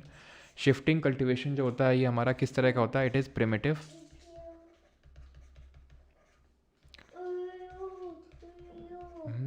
क्या? हाँ, प्रिमिटिव सबसिस्टेंस, ठीक है। प्रिमिटिव सबसिस्टेंस एग्रीकल्चर होता है ये, जो शिफ्टिंग कल्टीवेशन होता है, और इसको हम स्लैश एंड बर्न एग्रीकल्चर के नाम से जानते हैं, ठीक है। स्लैश एंड बर्न एग्रीकल्चर जानते हैं, हमारे एनवायरनमेंट के लिए अच्छा नहीं होता बिकॉज इट प्रमोट्स डिफॉरेस्टेशन, ठीक है। तो ब्राज़ील में इसको रोका, ब्राज़ील में रोका हो रहा है किसी का। श्रीलंका के लोग छेना बहुत खाते हैं। इंडोनेशिया में इंडो पाक के बीच में लड़ाई होती है तो लड़ांग। एम से मेक्सिको, एम से मिल्पा, और वेनेजुएला में कोनुको के नाम से जानते हैं इसको, ठीक है। क्लियर है? तो बाकी ये इस तरह से ये हार्म कर सकता है स्लैश एंड बर्न, जिसको कि हम शिफ्टिंग कल्टिवेशन के नाम से भी जानते हैं। In India who appoints the advocate general of a state? तो एडवोकेट जनरल को कौन अपॉइंट करता है? तो advocate general is like attorney general, ठीक है।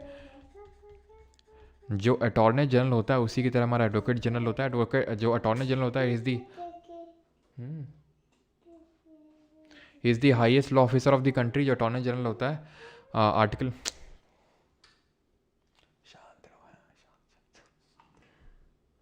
अटॉर्नी जनरल जो होता है आर्टिकल नंबर 76, चारों क्लॉजेज हमें पता होने चाहिए आर्टिकल 76 के, है ना। क्लॉज 1 2 3 4 आई थिंक लिखे भी होंगे बिकॉज मैंने पढ़ाए थे। हाँ, ये पहला क्लॉज है जो अपॉइंटमेंट की बात करता है, प्रेसिडेंट अपॉइंट करता है। क्वालिफिकेशन सुप्रीम कोर्ट के जज की होनी चाहिए, यानी कि he shall be qualified to be appointed as a supreme court जज। अब जो एडवोकेट जनरल होता है वो हाईएस्ट ऑफिसर होता है किसी स्टेट का, तो उसके लिए जो क्वालिफिकेशन की नीड होती है that is he should be qualified to be appointed as a high court जज, ठीक है। और ये एक्चुअल में वो नहीं लिखे हुए हैं, क्लॉजेज नहीं है ये आपके, ठीक है। आर्टिकल 76(1) में आपका लिखा हुआ है अपॉइंटमेंट, 2 में लिखा हुआ है इसका ड्यूटी कि भाई इसका ड्यूटी क्या है, ये गवर्नमेंट को एडवाइस करेगा लीगल मैटर्स में। तीसरे में क्या लिखा हुआ है कि ये he has right to audience in all the courts of India, यानी इसको कहीं पे भी मतलब सारे कोर्ट्स में ये सेंट्रल गवर्नमेंट का वकील होता है तो रिप्रेजेंट कर सकता है। और चौथे में क्या लिखा हुआ है कि ये सर्व करता है till the pleasure of president. और कमेंट करके आप बताइए कि क्या ये प्राइवेट प्रैक्टिस कर सकता है आफ्टर, मतलब जब इसका रिमूवल होता है तो प्राइवेट प्रैक्टिस कर सकता है क्या। कहीं पे इसका फिक्स टेन्योर मेंशन नहीं है सच 5 साल वगैरह। पहले अटॉर्नी जनरल थे MC सेतलवाद और करंट में कौन है, R वेंकट रमनी है। एडवोकेट जनरल का आर्टिकल क्या होता है 165, ऑलराइट। बिल्कुल चिप्स चाहिए सर उसको। खेल रही है बैठे हुए। फ़ोटो भेजे तुम्हें टेलीग्राम पे।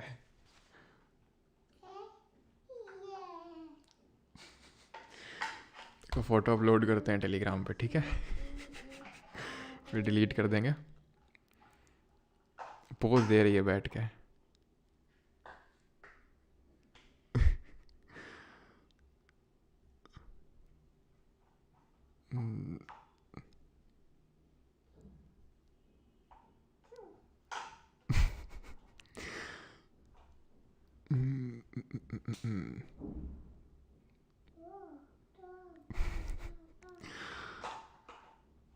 देखो अभी अपलोड किया है टेलीग्राम पे।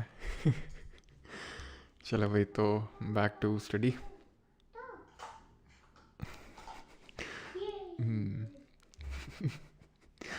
विच ऑफ द फॉलोइंग, तो ये वाला क्वेश्चन हो गया था, ठीक है। विच ऑफ द फॉलोइंग, देखा तुम लोगों ने।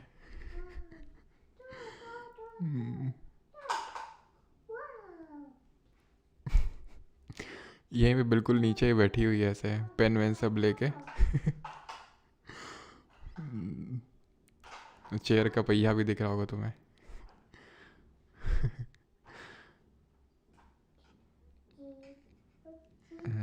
दिखा। चलो, पेन ही पेन है। अब इसको यार छोड़ के आना पड़ेगा, मैं सोच रहा हूँ ये वाला ख़त्म हो जाए फिर इसको छोड़ आते नीचे ना। तो चेहरे से ही खतरनाक लग रही। चलो भाई।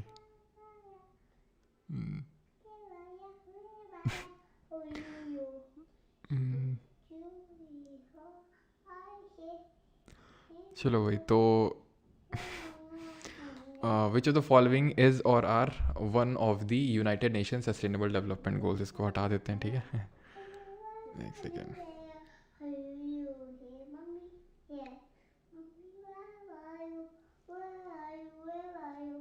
पता है क्या बोल रही है, where are you where are you. ये बोल रही है where are you where are you.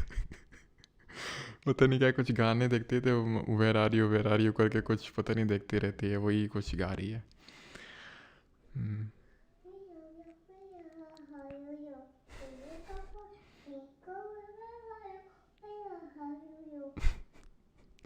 Hello hello where are you where are you. Which of the following is or are one of the UN SDGs? तो इसमें से कौन सा UN का एसडीजी है देखते हैं, ठीक है। तो जो यूएन सस्टेनेबल डेवलपमेंट गोल्स हैं हमारे, ठीक है। तो जो हमारे यूएन एसडीजीज हैं कितने हैं, टोटल 17 हैं, ठीक है। और हमें पता होना चाहिए कि इस एसडीजी में कौन सा, बिकॉज क्वेश्चन पूछ लेता है ये कब इम्प्लीमेंट हुए थे। दे वर इम्प्लीमेंटेड इन दी 1 जनवरी 2016। और कब तक का टारगेट है इनको अचीव करने का, 2030 तक का टारगेट है इनको अचीव करने का, ठीक है। तो इसको हम याद कैसे रखते हैं, इनको हम याद करते हैं ऐसे करके, फ्यूज़ ज्यूस, ठीक है। इस तरह से याद करते हैं इसको, फ्यूज़, ठीक है। ज्यूस, एस दवाई खाकर, एस दवाई खाकर रिस्क, ठीक है, रिस्क को कम करते हैं, ठीक है। तो रिस्क दवाई, DW और I दवाई, रिस्क कम करते हैं। तो P से पॉवर्टी हो जाएगा, ज़ीरो पॉवर्टी, H से हंगर हो जाएगा, H से हेल्थ हो जाएगा, E से एजुकेशन हो जाएगा, W से जेंडर इक्वालिटी की जब बात करते हैं तो वेमेन आती हैं, ठीक है। ऐसे सैनिटेशन हो जाएगा, ए से अफोर्डेबल एंड क्लीन एनर्जी हो जाएगा, DW से decent work and economic growth हो जाएगा, I से इंडस्ट्री इनोवेशन इंफ्रास्ट्रक्चर हो जाएगा, RI से रिड्यूस्ड इनइक्वालिटी हो जाएगा, SC से हमारा सस्टेनेबल सिटीज़ हो जाएगा, and 12th reduced consumption production, ठीक है। 13th climate action, life below water, life on land, इसको भी हम लोग याद करते हैं कि 2 कपूर लिए, ठीक है, 2 लहसुन लिए, ठीक है। 2 कपूर मतलब C से रिस्पॉन्सिबल कंजम्पशन, C से क्लाइमेट एक्शन, L से लाइफ बिलो वाटर, L से लाइफ ऑन लैंड, और 2 प्याज ले लिए, पीस जस्टिस, और P से पार्टनरशिप। 2 कपूर, 2 लहसुन, 2 प्याज, इस तरह से याद कर सकते हैं, ठीक है। इस तरह से इसको याद कर सकते हैं। Which crops are benefited from the which crops are benefited from the temperate cyclone arising from the Mediterranean Sea that cause rainfall in Punjab। तो पंजाब में जो रेनफॉल होती है मेडिटेरेनियन सी से जो आती है वो किस क्रॉप को बेनिफिट करती है? राबी क्रॉप को। अभी हमें पता है कि जो मेडिटेरेनियन सी से आता है इसको हम बोलते हैं वेस्टर्न डिस्टर्बेंसेस। जो पश्चिमी विक्षोभ होते हैं उनको जेट स्ट्रीम्स लेके आती हैं जो अपर ट्रोपोस्फियर में, अपर ट्रोपोस्फियर मतलब रफली, अब मान के चलो रफली 11 किलोमीटर्स के अराउंड जो आपकी ब्लो हो रही होती है, बिकॉज हमें पता है कि जो ट्रोपोस्फियर होती है उसकी टोटल जो हाइट होती है, एवरेज हाइट होती है 13 किलोमीटर, है ना। पोल इक्वेटर पे 18 किलोमीटर होती है और पोल्स पे 8 किलोमीटर, तो रफली 11 से लेकर 13 किलोमीटर के बीच में ये हमारी जेट स्ट्रीम्स ब्लो होती हैं अपर ट्रोपोस्फियर में। हाई स्पीड विंड्स होती हैं और ये लेके आती हैं वेस्टर्न डिस्टर्बेंसेस को, जिनको कि हम मावट के नाम से जानते हैं लोकली, ठीक है। साइक्लोन के बारे में यहाँ पर आप देख सकते हैं, टेम्परेट साइक्लोन क्या होते हैं और जो हमारे ट्रॉपिकल साइक्लोन होते हैं उसके बीच में क्या डिफरेंसेस और कितने डिफरेंट नेम्स हम इनको जानते हैं। जैसे कि विली विली के नाम से ऑस्ट्रेलिया में जानते हैं, टाइफून के नाम से साउथ चाइना सी में जानते हैं, हरिकेन के नाम से अटलांटिक ओशन में जानते हैं। तो ये डिफरेंट इसके नेम्स होते हैं, ठीक है, डिफरेंट नाम होते हैं और इसको हम महावट के नाम से, फिर महावत के नाम से जानते हैं। यहाँ पर आपकी लिखी हुई राबी क्रॉप जैसे wheat, mustard, linseed, rape seed हो गया। जैद में आ जाएंगे आपकी फॉडर क्रॉप्स, है ना, चारा वाली। वेजिटेबल्स मोस्टली जैद में आती हैं। कैश क्रॉप्स तो खैर वो अलग हो जाएगा, कोई क्रॉपिंग पैटर्न नहीं है। खरीफ में हमारी cotton, soybean, groundnut, rice, ये सब आते हैं, ठीक है। अगला है that is what kind of drainage pattern is shown by the Loktak lake. तो डेंडेटिक, रेडियल, सेंट्रीपिटल या फिर ट्रेलिस। तो लोकटक लेक की अगर बात करेंगे तो ये हमारा सेंट्रीपिटल ड्रेनेज पैटर्न दिखाता है। डेंडेटिक की अगर बात करेंगे तो ये it resembles like a branch of tree. Radial क्या होता है? जहाँ पर एक सेंट्रल डोम या पीक से मल्टीपल आपके रिवर्स निकलती हैं, उसको रेडियल बोलते हैं, जो कि एग्जाम्पल है अमरकंटक प्लेटो जहाँ से नर्मदा और सोन निकलती है। Narmada is the largest west flowing river which flows in the rift valley. तो नर्मदा, तापी दोनों वेस्ट की ओर फ्लो होती हैं, दोनों ही रिफ्ट वैली में फ्लो होती हैं। और इसके अलावा जो हमारी दामोदर रिवर है वो भी आपकी फ़्लो होती है रिफ्ट वैली में, ठीक है, वो भी रिफ्ट वैली में फ़्लो होती है। Centripetal Loktak lake, Loktak lake कहाँ पर है? It is located in the Manipur और यहाँ पर है आपका Keibul Lamjao national park, right. Trellis में क्या होता है? ट्रिब्यूटरीज जो होती हैं मेन रिवर को परपेंडिकुलरली दैट इज़ 90 डिग्री के एंगल पे ज्वाइन करती हैं। यहाँ पर लोकटक लेक से हम रिकॉल कर सकते हैं फुमडिस, जो कि क्या फ्लोटिंग बायोमास आइलैंड है। बिकॉज फ्लोटिंग लेक बोलते हैं तो फ्लोटिंग लेक क्यों है? बिकॉज फुमडिस यहाँ पर देखने को मिलता है, ठीक है। And I think it is the last question which is grasslands of South Africa are known by the name of. तो जो साउथ अफ्रीका के जो ग्रास लैंड है, घास के मैदान, उनको किस नाम से जानते हैं? तो उनको वेल्ड के नाम से जानते हैं। Pampas Argentina, campos Brazil, prairies North America, steppes Asia, ठीक है, और पुश्ताज हंगरी। न्यूजीलैंड में इसको कैंटरबरी के नाम से जानते हैं, पुश्ताज हंगरी, ठीक है। और हमारे जो ग्रासलैंड्स होते हैं वो 2 टाइप के होते हैं, तो ट्रॉपिकल और एक टेम्परेट। ट्रॉपिकल वो होते हैं जो आपको ट्रॉपिकल एरियाज़ में देखने को मिलते हैं, यानी कि ट्रॉपिक ऑफ कैंसर से लेकर ट्रॉपिक ऑफ कैप्रिकॉन के बीच में। और टेम्परेट वो होते हैं जो ट्रॉपिक ऑफ कैंसर से लेकर Arctic Circle and Tropic of Capricorn से लेकर एंटार्क्टिक सर्कल के बीच में देखने को मिलते हैं। This is north temperate and this is south temperate. Is that clear? जो ट्रॉपिकल वाले होते हैं वो बड़ी बड़ी ग्रासेस के लिए जाने जाते हैं, which are also called as elephant grasses. Temperate की जो ग्रास होती है वो न्यूट्रिशियस ग्रास होती है। जैसे पंपास जो अर्जेंटीना में है वहाँ पर जो ग्रास ग्रो होती है दैट इज़ अल्फा ग्रास, ठीक है। जो प्रेरीज होते हैं उनको वीट ग्रैंडीज ऑफ द वर्ल्ड के नाम से जानते हैं, ठीक है। इससे पहले कि मैं अगला स्टार्ट करूँ, ठीक है, इस डिस्टर्बेंस को मैं नीचे छोड़ के, ओ नो ओ नो, आ जाओगे, चलो नीचे चलो, आ जाओ नीचे चलते हैं, आओ। नो नहीं, यस आ जा, नीचे चलते हैं, आओ आओ जल्दी आओ, बहुत बहुत मारेंगे, आ जाओ इधर, चलो नीचे चलो, मार खाना तुम हैं, नीचे चल रहे कि नहीं हैं, आओ इधर, नीचे चलते हैं मामा के पास, ओ नो नहीं, आ जाओ, थप्पड़ मारो, आ जाओ आओ मामा के पास आओ।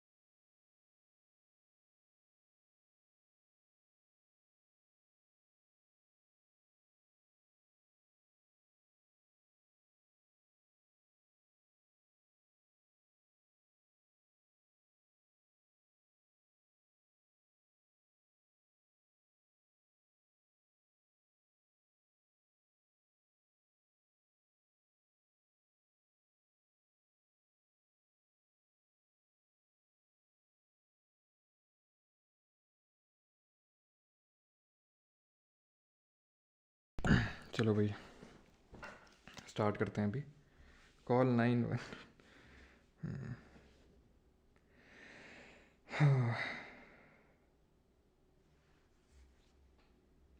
चाइल्ड को टॉर्चर मत करो।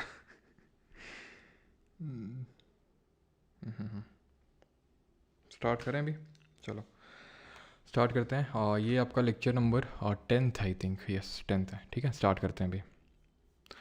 ठीक है, ग्रासलैंड याद कर लेना, और जो शिफ्टिंग कल्टीवेशन है जो अभी हम लोगों ने देखा था बहुत इंपॉर्टेंट है, ये कर चुके हैं क्वेश्चन अभी थोड़ी देर पहले। Who is known as the chief architect of the Indian planning, PC Mahalanobis, है ना, पूरा कुछ देख चुके हैं इसमें। आई थिंक बताने की आपको ज़रूरत है नहीं, मैंने नेशनल इनकम का पूरा कॉन्सेप्ट बता दिया था, है ना। और नेशनल इनकम को कैलकुलेट करने के कितने तरीके होते हैं ज़रा बताइए, नेशनल इनकम को कैलकुलेट करने के कितने टाइप्स होते हैं।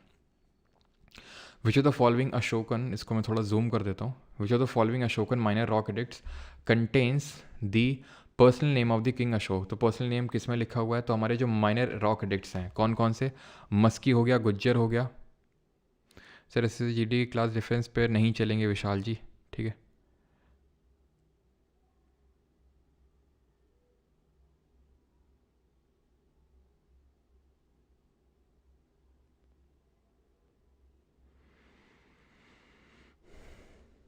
क्या व्हाट अ लग्जरियस रूम, मतलब कौन सा लग्जरियस रूम भाई, रूम कब देख लिया, अच्छा फ़ोटो कहाँ, ऐसा रूम में क्या देख लिया भाई, टाइल्स देख के ही रूम को जज कर लिया क्या। खैर तो मस्की मस्की है, और आपका ठीक है, तो ध्यान रखना क्या, हम लोग के जो माइनर रॉक एडिक्ट हैं दैट इज़ मस्की, गुज्जर, और क्वेश्चन ये था ना माइनर का, हाँ ठीक है माइनर की गार्डिंग था, तो किस में एक्चुअल में रियल नेम लिखा हुआ है, तो रियल नेम सिर्फ हमें माइनर वाले मिलते हैं, दैट इज़ देवनामी पियाद अशोक, मस्की, गुज्जर और जो निट्टूर है और ब्रह्मगिरी। तो मस्की, निट्टूर और जो ब्रह्मगिरी है कर्नाटक में, वहीं अगर गुज्जर की बात करेंगे तो मध्य प्रदेश में। यहाँ पर हमें अशोक का नाम रियल नेम देवनामी पियादशी अशोक मिलता है। वहीं अगर हम मेजर रॉक एडिक्ट की बात करेंगे तो उसमें सिर्फ पहला, चौथा और 13वां मैंने आपको याद करने को बोला था। पहले में एनिमल स्लॉटर को प्रोहिबिट किया गया है, फोर्थ वाले में धम्म घोष को फॉलो करने की, मतलब बेरी घोष को हटाकर धम्म घोष को से रिप्लेस किया गया। Bheri ghosh means conquest through war and dhamma ghosh means conquest through dharma. जो रॉक एडिक्ट नंबर 13 है इसमें कलिंग वॉर के बारे में मैंशनड है, ठीक है। चलो आगे बढ़ते हैं, that is arrange the following in the correct chronological order. Charaka Samhita Bharata की जो नाट्य शास्त्र है, जिसमें कि हमें, जिसको हम फिफ्थ वेद के नाम से जानते हैं, जिसमें कि हमें क्लासिकल डांसेस देखने को मिलते हैं। संगम लिटरेचर और अष्टध्यायी। तो सबसे पहले तो आपकी अष्टध्यायी जो पन्नी ने लिखी थी, ठीक है, वो होगी। देन उसके बाद संगम लिटरेचर आएगा। देन उसके बाद आपका चरक संहिता, ठीक है, जो चरक जी ने लिखी, जो कि फादर ऑफ, जिनको हम मेडिसिन कंसिडर करते हैं, और भरत मुनि ने नाट्य शास्त्र लिखी, ठीक है। विच of the following is not an example of fold mountain. तो माउंटेन्स हमारे 3 तरह के होते हैं, फोल्ड, ब्लॉक एंड वॉल्केनिक। ठीक है, तो जो फुजी है वो आपका एक वॉल्केनिक माउंटेन है। आल्प्स भी फोल्ड हैं आपके, and these are the longest mountain range in the world. और रॉकीज़ आपके कहाँ पर पड़ते हैं, नॉर्थ अमेरिका में पड़ते हैं रॉकी माउंटेन्स। ठीक है, नॉर्थ अमेरिका में यहाँ पर भी आपके एक फोल्ड माउंटेन पड़ते हैं। क्या आप बता सकते हैं वो कौन से माउंटेन है जो eastern part of north America में है? यहाँ पर आपके हैं यूराल माउंटेन्स। एक्चुअल में जो फोल्ड होते हैं वो 2 तरह के होते हैं, यंग और ओल्ड। रॉकी जो है यहाँ पर ये यंग है, यहाँ पर आपके एपेलेशंस ये ओल्ड है, एपेलेशंस। इसी तरह यूराल माउंटेन रेंज है जो कि यूरोप को एशिया से अलग करती है, ये आपका ओल्ड माउंटेन रेंज है। ऐसे ही इंडिया में यहाँ पर हिमालयन है, ये यंग फोल्ड है, यहाँ पे अरावलीज हैं, ये ओल्ड फोल्ड माउंटेन रेंजेस हैं। ठीक, अब जो हमारा ब्लॉक माउंटेन है, तो ब्लॉक माउंटेन इंडिया में आप एग्जांपल बताओ जरा, इंडिया में कौन से हैं? तो इंडिया में आपके विंध्य और सतपुरा हैं, जर्मनी में हर्स हैं, फ्रांस में वॉस्जियस माउंटेन है।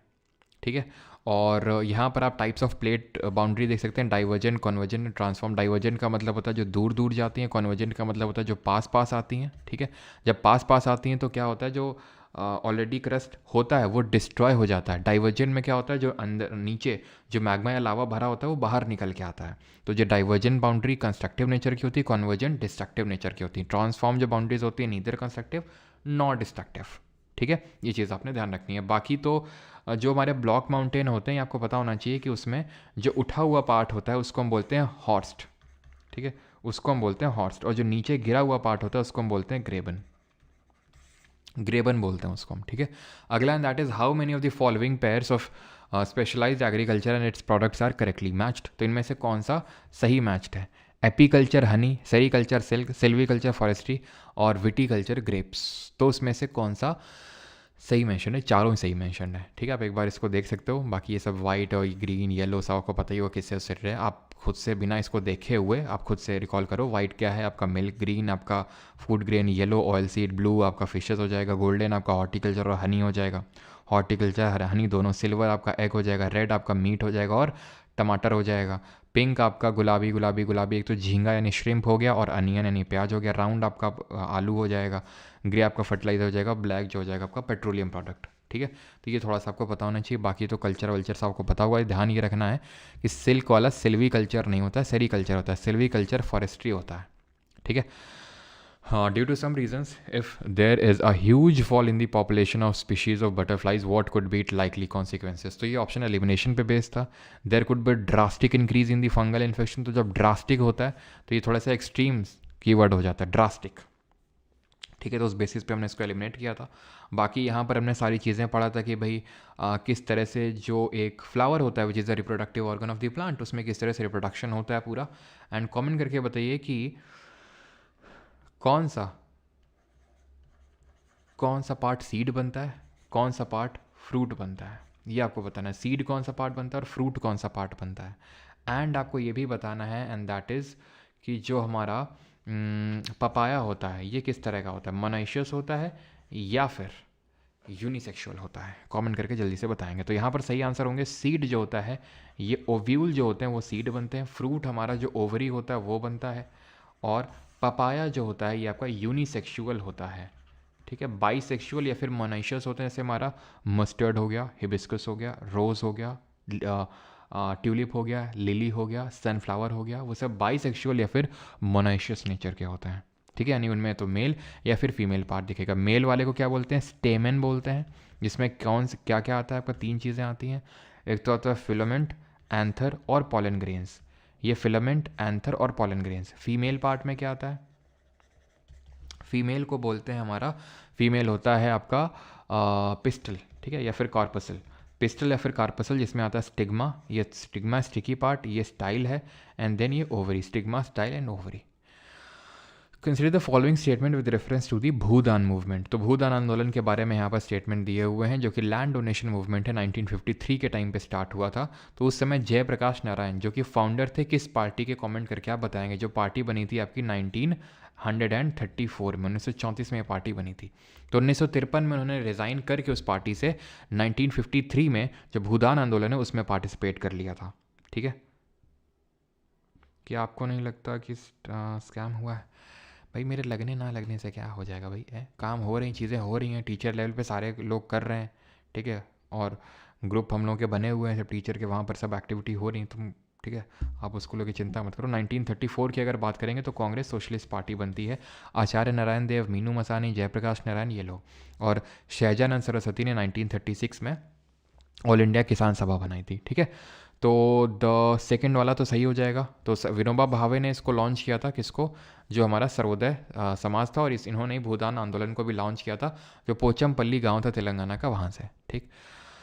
अगला है, that is an iron nail sinks in water whereas an iron ship floats which of the following statement is correct, यानी कि जो आयरन की नेल होती है ना, कील होती है, वो सिंक कर जाती, डूब जाती है, लेकिन जो शिप होता है वो फ्लोट करता रहता है। क्यों? क्योंकि जो एवरेज डेंसिटी होती है आयरन नेल की, वो बड़ी होती है, वो भारी होती है, तो वो मतलब वो सिंक कर जाता है। वहीं जो शिप होता है उसकी एवरेज डेंसिटी लेस होती है, कम होती है, इसकी वजह से वो फ्लोट करता रहता है। यहाँ पर बॉयंसी का कॉन्सेप्ट और आर्किमिडीज प्रिंसिपल भी आपको पता होना चाहिए। आर्किमिडीज प्रिंसिपल क्या बोलता है कि किसी पर्टिकुलर जो हमारा ऑब्जेक्ट है या फिर बॉडी है जो कि किसी फ्लूइड में इमर्स्ड है, तो उसमें कितना उसमें बॉयंट फोर्स यानी उत्प्लावन बल लग रहा होगा, नहीं लग रहा होगा, ये कैसे डिटरमाइन होगा? ये डिटरमाइन होता है, कौन डिटरमाइन करता है कि उस पर्टिकुलर ऑब्जेक्ट ने कितना पार्ट ऑफ फ्लूइड को डिस्प्लेस कर रखा है वहाँ से। जितना पार्ट डिस्प्लेस कर रखा है, जितना वेट डिस्प्लेस कर रखा है, उतना ही बॉयंट फोर्स, उतना ही उत्प्लावन बल जो है लगता है नीचे से ऊपर की तरफ, ठीक है। ये आर्किमिडीज प्रिंसिपल बोलता है। Consider the following statements. In the first Lok Sabha, the single largest party in the opposition was Swatantra Party. Leader of opposition was recognized for the first time in 1969. In the Lok Sabha, if a party does not have a minimum of 75 members, its leader cannot be recognized as it's the leader of opposition. देखिए ऐसा नहीं है, सिर्फ 10% की ज़रूरत पड़ती है कि भाई एटलीस्ट 10% सीट आप निकालो, और 50 अगर मान के चले जो मैक्सिमम मेंबरशिप है लोकसभा की, तो उसका जो 10% निकल के आएगा वो 55 निकल के आएगा, ना कि 75। तो एक डेटा भी है अगर हम ध्यान से देखें, और डेटा और फैक्ट और ये जो एक्सट्रीम कीवर्ड होते हैं जनरली गलत होते हैं, नॉट ऑलवेज बट जनरली, ठीक है। खासकर जो एक्सट्रीम कीवर्ड होते हैं तो वो तो जनरली गलत होते ही जाता है। तो 3 को आप एलिमिनेट करेंगे तो यहाँ पर 2 ओनली के साथ आप सिर्फ बचेंगे, ठीक है। और ये ध्यान रखिएगा, चाहे लीडर ऑफ हाउस हो चाहे लीडर ऑफ अपोजिशन हो, कहीं पे भी हमारे कॉन्स्टिट्यूशन में ये पोस्ट मेंशन नहीं है। ये सिर्फ जो हमारे रूल्स ऑफ द हाउस होते हैं उसमें मेंशन्ड है, ठीक। बाकी फर्स्ट जो हमारा कैबिनेट बना था उसमें डिफेंस मिनिस्टर कौन थे? हेल्थ मिनिस्टर, जो कि एकमात्र महिला थी, एकमात्र हमारी पूरे कैबिनेट में विमेन थी, राजकुमारी अमृत कौर। फाइनेंस मिनिस्टर षणमुखम चेट्टी थे। अगला है, बाकी जॉइंट सिटिंग कहाँ से बोरो किया? ऑस्ट्रेलिया से। ऑस्ट्रेलिया से क्या बोरो किया? एक तो सिटिंग यानी joint sitting, trade and commerce, और एल से लिस्ट यानी कि कॉन्करेंट लिस्ट यानी कि समवर्ती सूची।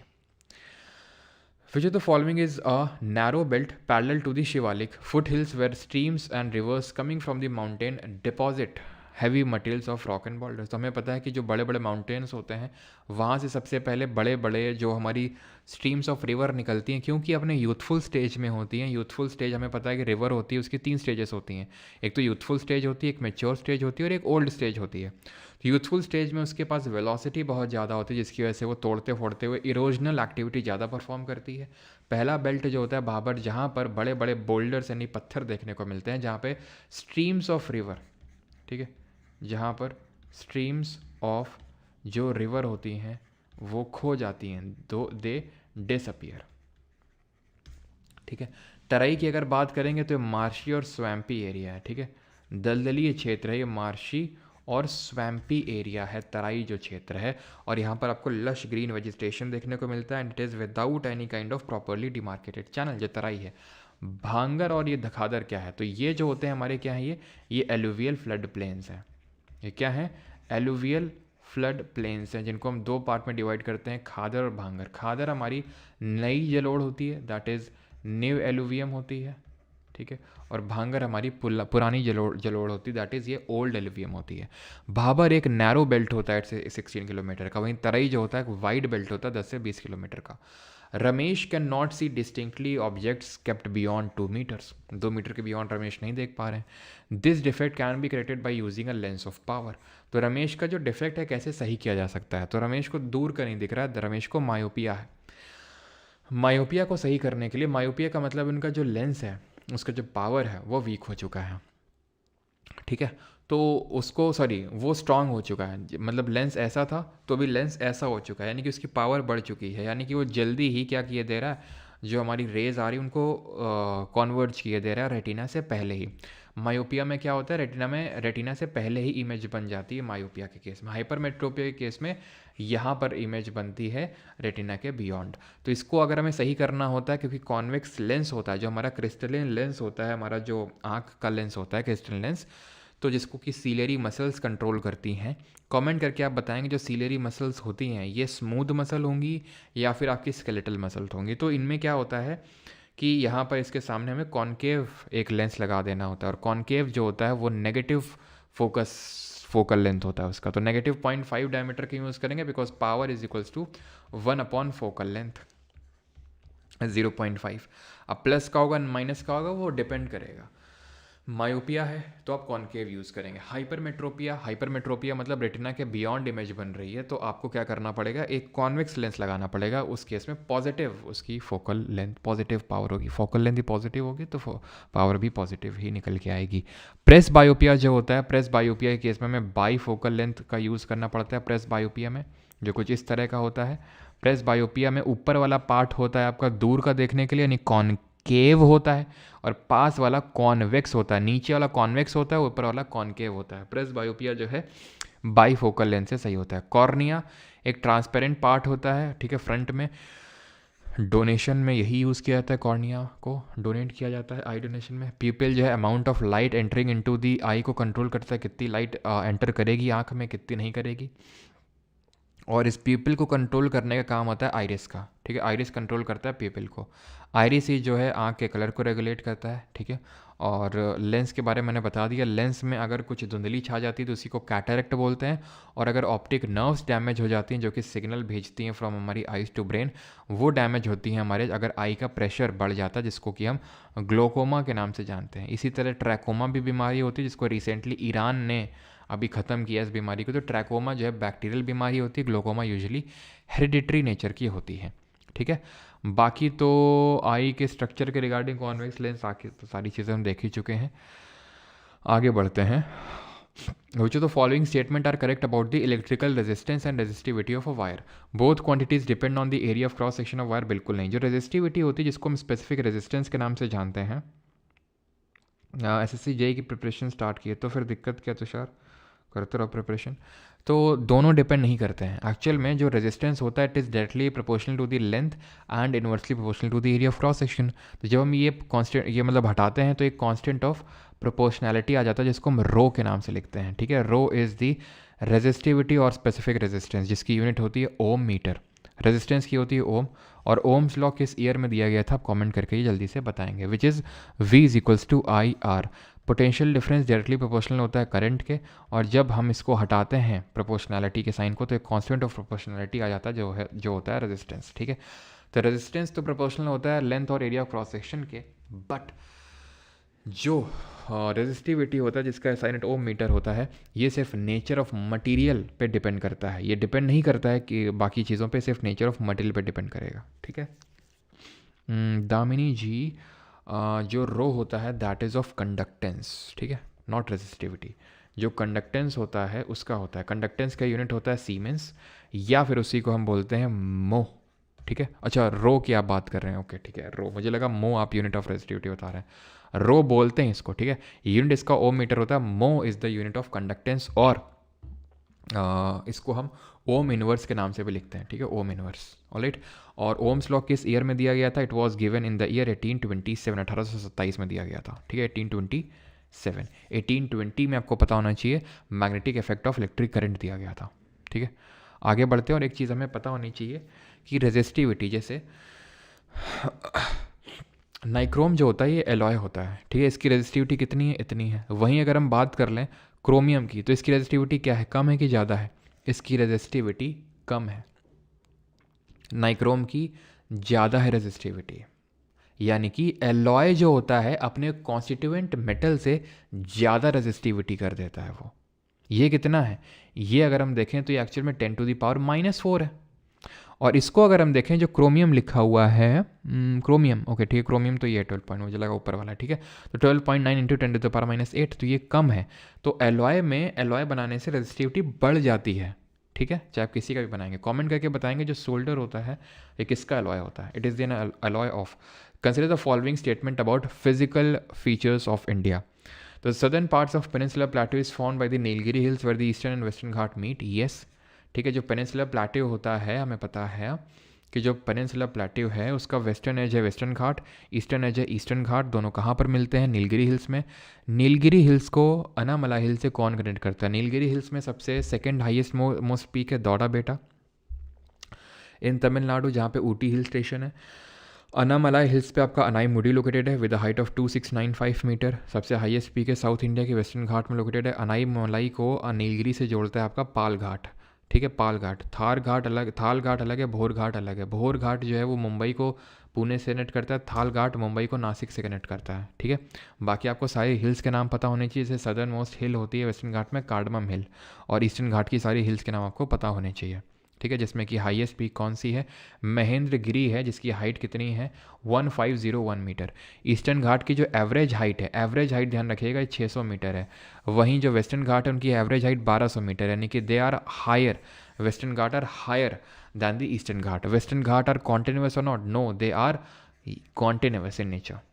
तभी इनको क्रॉस करने के लिए हमें पासिस की ज़रूरत पड़ती है। ईस्टर्न घाट और डिसकॉन्टिन्यूस, क्योंकि ज़्यादातर जो नदियाँ हैं वो ईस्ट की तरफ फ्लो हो रही हैं और उसको डिसकॉन्टिन्यूस बना रही हैं। ज़्यादातर नदियाँ ईस्ट की तरफ क्यों फ्लो हो रही हैं? बिकॉज जो पेनिनसुलर प्लेट्यू है वो टिल्टेड है ईस्ट की तरफ, उसका झुकाव ईस्ट की तरफ है, जिसकी वजह से ज़्यादातर नदियाँ वहीं पे आ रही हैं, ठीक है। नल्ला वेणु, इस तरह से हमने याद किया था, नल्ला वेणु पाल को ना जा सका तो इसने 5 सिर पाल लिए। इस तरह से हमने पूरा ऑर्डर उसका याद किया था ईस्टर्न घाट की जो पीक्स थी। हम पूरे पेनिनसुलर प्लेट्यू को 2 पार्ट में डिवाइड करते हैं। एक तो नर्मदा रिवर है, ये नर्मदा रिवर है, ठीक है, हमें पता नीचे क्या है, नीचे सतपुरा है, ऐसे सतपुरा ऐसे साउथ। अभी CHSL मेंस में ये ट्रिक काम आ गई थी, ठीक है, पूछा गया था इस तरह से ऑर्डर साउथ से नॉर्थ में लगाने में, ठीक है, CHSL मेंस में। विंध्य है और ये सतपुरा, तो इसके ऊपर नर्मदा का जो पार्ट है ऊपर, वो उसको सेंट्रल हाईलैंड बोलते हैं, जिसमें छोटे छोटे हमारे हिंदी में केंद्रीय उच्च भूमि बोलते हैं, छोटे छोटे हमारे प्लेट्यूज आ जाते हैं, जैसे कि मेवाड़ प्लेट्यू, ऑर्डर पता होना चाहिए तुम्हें वेस्ट से ईस्ट, मेवाड़, मारवाड़, बुंदेलखंड, बखेलखंड एंड छोटा नागपुर प्लेट्यू, जिसको रूट स्टेट के नाम से जानते हो। नीचे वाले पार्ट को डेक्कन प्लेट्यू बोलते हैं, ठीक। आगे बढ़ते हैं। What is the atomic number of rutherfordium का एटॉमिक नंबर क्या है? 104। तो कुछ इंपॉर्टेंट हमारे एलिमेंट होते हैं जिनके आपको एटॉमिक नंबर पता होने चाहिए, जैसे कि 101 किसका होता है, 103 किसका होता है, 104 तो देख ही ले रदरफोर्डियम, 106 किसका होता है, एंड 106 तो उतना इंपॉर्टेंट, हाँ 106 किसका होता है, और 113 किसका होता है, ये किसका होता है? जल्दी से आप बताइए। सर उसमें चलो पहले ये कर लो, ठीक है। तो 101 की अगर बात करेंगे तो ये मेंडेलिवियम का होता है, चल क्यों नहीं रहा भैया, मेंडेलिवियम। देन आपका, ठीक है अभी चला, ठीक है, मेंडेलिवियम होता है, ये तो आपका वो हो जाएगा लॉरेंशियम, उतना इंपॉर्टेंट नहीं है, ठीक है। और ये आपका सी बॉर्जियम हो जाएगा, ठीक है, ये आपका सी बॉर्जियम हो जाएगा, सी बॉर्जियम। 113 की अगर बात करेंगे तो ये नायोनियम होगा, लेकिन इतना इंपॉर्टेंट नहीं है। 107 लिखो, ये आपका बोरियम होता है, ठीक है, बोरियम। कमेंट करके आपको बताना है नेचुरली अकरिंग कितने एलिमेंट हैं पीरियोडिक टेबल में, नेचुरली अकरिंग कितने एलिमेंट हैं पीरियोडिक टेबल में, ये आपको बताना है, ठीक है। बाकी बताने की आवश्यकता होनी ना चाहिए कि रदरफोर्ड ने क्या किया था, न्यूक्लियस की डिस्कवरी करी थी इन्होंने, प्रोटॉन की डिस्कवरी करी थी इन्होंने। Mendeleev father of periodic table के नाम से जाने जाते हैं, ठीक है। बोरियम, BORIUM, इन्होंने नील्स बोर हैं ये, इन्होंने ही बताया था कि एक शेल में मैक्सिमम इलेक्ट्रॉन्स कितने आ सकते हैं, जिसका फॉर्मूला दिया था इन्होंने 2n² का, ठीक है, 2n² का फॉर्मूला दिया था। नेचुरली वैसे तो 118 एलिमेंट है, लेकिन नेचुरली अकरिंग 94 है। और फर्स्ट आर्टिफिशियली प्रोड्यूस्ड एलिमेंट कौन सा है पता है आपको? This is your technetium. ढूंढिए यहाँ पर, कहाँ पर है टेक्नीशियम आपका? D ब्लॉक में। ये कौन से ब्लॉक है? ये दोनों आपके S ब्लॉक हैं। ये कौन सा ब्लॉक है? P ब्लॉक है। ये कौन सा ब्लॉक है? D ब्लॉक है। ये कौन सा ब्लॉक है? F ब्लॉक है। D ब्लॉक को ट्रांजिशन मेटल के नाम से जानते हैं, F ब्लॉक को इनर ट्रांजिशन मेटल के नाम से जानते हैं, ठीक है। और एस ब्लॉक और डी ब्लॉक और एफ ब्लॉक में सिर्फ मेटल्स ही हैं, मेटल्स के अलावा कुछ भी नहीं है। पी ब्लॉक में मेटल्स भी है, मेटलॉइड्स भी है और नॉन मेटल्स भी हैं। Boron, silicon, germanium, arsenic, antimony, tellurium, polonium, ये सब क्या है? मेटलॉइड हैं। आज से सब 13 हो गया, ऐसे करके आप याद कर सकते हैं इसको, ठीक है, मेटलॉइड। इसके यहाँ वाले सब क्या है? ये नॉन मेटल्स हैं, यहाँ वाले सब मेटल हैं। S block, P block, D block क्यों बोलते हैं? बिकॉज जो लास्ट इलेक्ट्रॉन होता है, जो वैलेंस इलेक्ट्रॉन होता है, वो कहाँ घुसता है? एस वाले ब्लॉक वाले जो एलिमेंट होते हैं वो उसमें एस में घुसता है, डी वालों में डी में घुसता है, बी पी में पी में और एफ में एफ वाले में घुसता है। टेक्नीशियम की अगर बात करेंगे तो ये रहा आपका विद एटॉमिक नंबर 43, जिसकी हाफ लाइफ जो है वो बहुत कम होती है। बाकी यहाँ पर आप रिकॉल कर सकते हैं। वैसे तो मैं आपको एडवाइस करूँगा, ठीक है, कि पीरियोडिक टेबल का भी मैंने लेक्चर लिया था, उसको मैंने इसी वजह से प्राइवेट नहीं किया था, बैच के लेक्चर था। हाथ जोड़ के विनती है, कृपया करके मेंस वाले स्टूडेंट से देख लीजिएगा। यहाँ पर मैं कितना भी पढ़ा दूँ, पता नहीं वो क्वेश्चन कहाँ से बन जाए, क्योंकि इस पूरा चैप्टर ही इंपॉर्टेंट है। कुछ चैप्टर ऐसे होते हैं जैसे बायो में सेल, केमिस्ट्री में पीरियोडिक टेबल, ये ऐसे चैप्टर है कि कहाँ से क्वेश्चन बन जाए कुछ पता नहीं है, बहुत इंपॉर्टेंट चैप्टर होते हैं। तो पीरियोडिक टेबल एक बार प्लीज़ देख लीजिएगा आप लोग, ठीक है। चलो आगे बढ़ते हैं। और बाकी ये एका बोरॉन क्या होता है, स्कैंडियम, सब वहाँ पर मैंने पढ़ा रखा है, अच्छे से एक बार देख लीजिएगा आप, ठीक है। आगे बढ़ते हैं। ये हम क्वेश्चन अभी देख चुके हैं पीछे, वीट को एंड राबी क्रॉप्स को हेल्प करते हैं। What was the main objective of the second green revolution in India? तो ग्रीन रेवोल्यूशन दो फेजेस में आया था। पहला फेज़ जो था वो आपका मिड 1960s के टाइम पे था, 1960 से लेके 70, और सेकेंड फेज़ 1970 से 80। तो इसका मेन जो टारगेट था दैट वाज कि जो हाई यील्डिंग वैरायटी सीड है, हरिओम, इसको रिगार्डिंग आपका प्राइवेट बैच में, यार क्या यहाँ पर कमेंट कर रहे हो, प्राइवेट बैच में बताया तो है वहाँ पे, ठीक है। Increase in the food grain production by high yielding variety of the seed, ठीक है। तो हाई यील्ड वैरायटी जो सीड है, हरिओम जी आपके प्राइवेट टेलीग्राम ग्रुप में सारी चीज़ें बताई जा रही हैं, ठीक है। तो यहाँ पर प्लीज़ कमेंट मत करें बार बार। चलिए, तो यहाँ पर अगर हम बात करें फर्स्ट फेज़ में, तो हाई यील्डिंग जो वैरायटी सीड होती हैं, HYV सीड्स, ठीक है, उनका यूज़ किया गया था। कहाँ से लाई गई थी? सबसे पहले मैक्सिको, लैटिन अमेरिकन कंट्रीज़ में इनको यूज़ किया गया था। हम पहले हमारा जो PL 480 scheme, public law 480 scheme के तहत हम इंपोर्ट करते थे वीट को फ्रॉम USA। देन हमने हाई यील्ड वैरायटी सीड को लाए, ठीक है। वीट और पैडी का हमने फोकस किया। पैडी की जो वैरायटी लेके आए थे वो हम लेके आए थे IR8, इंटरनेशनल राइस 8, ये जो वैरायटी थी फिलीपींस से आई थी, ठीक है। Effluent states of Andhra Pradesh, Punjab और हरियाणा, यहाँ पर सबसे पहले ग्रीन रेवोल्यूशन को इम्प्लीमेंट किया गया था। रीजनल डिस्पैरिटी बहुत थी, मतलब कुछ रीजन्स में तो ग्रीन रेवोल्यूशन के बहुत ज़्यादा फ़ायदे देखने को मिल रहे थे, और कई जगह तो ग्रीन रेवोल्यूशन को इम्प्लीमेंट ही नहीं किया गया था, जिसकी वजह से बहुत ज़्यादा किसी जगह का किसान, जैसे आप देखो पंजाब हरियाणा का बहुत अमीर है और ईस्टर्न यूपी बिहार का उतना रिच नहीं है। सबसिस्टेंस फार्मिंग डिक्लाइन होने लगी, कमर्शियल फार्मिंग बढ़ने लगी इन एरियाज़ में, ठीक है। सॉयल की एल्कलिनिटी बढ़ने लगी और ग्राउंड वाटर का जो लेवल है वो नीचे जाने लगा। देन हमने सेकेंड वाले फेज़ में ये टारगेट रखा कि हमें जो फर्स्ट फेज़ में हमने गलतियाँ की हैं वो नहीं करना है, सस्टेनेबल एग्रीकल्चर प्रैक्टिस करना है, ये मेन टारगेट था। और इसका हेडक्वार्टर कहाँ पे था second phase of green revolution का? पटना में था। ये चीज़ आपको ध्यान रखना है। फादर ऑफ ग्रीन रेवोल्यूशन किसको बोलते हैं? ओवरऑल हम इंटरनेशनली नॉर्मन बोरलॉ को बोलते हैं, इंडिया में MS स्वामीनाथन जी को बोलते हैं। ये जो ग्रीन रेवोल्यूशन है टर्म किसने दिया था? विलियम गॉड ने टर्म दिया था, विलियम गॉड ने ये टर्म दिया था, ये आपको ध्यान रखना है, ठीक है। यहाँ पर एक बार ये देख लेना, क्योंकि एल्कलाइन जो सॉइल होती है उसको ट्रीट करने के लिए जिप्सम यूज़ करते हैं, और अगर एसिडिक सॉइल होती है तो उसको हम लाइम से ट्रीट करते हैं, ठीक ठीक। और ये जब लॉन्च हुआ था तो कौन सा 5 ईयर प्लान चल रहा था इंडिया में, बताएंगे। Where is the headquarter of South Central Railway zone located? तो साउथ सेंट्रल का कहाँ पर है? सिकंदराबाद में। एक बार आप नज़र मार लीजिएगा कि किसका कहाँ पर है, ठीक है। और इस टाइम पे आपका थर्ड 5 ईयर प्लान चल रहा था, जो कि फेल हो गया था। एक तो चाइना के साथ वॉर चल रहा था 1962 में, 1965 में पाकिस्तान के साथ हुआ, और फेमाइन आ गया था, अकाल आ गया था, जिसकी वजह से ये फेल हो गया था। इसमें हमने टारगेट रखा था 5.6% का, बट अचीव कर पाए थे सिर्फ और सिर्फ 2.4%। And the lecture and sir, thank you for joining in this lecture, and मिलते हैं।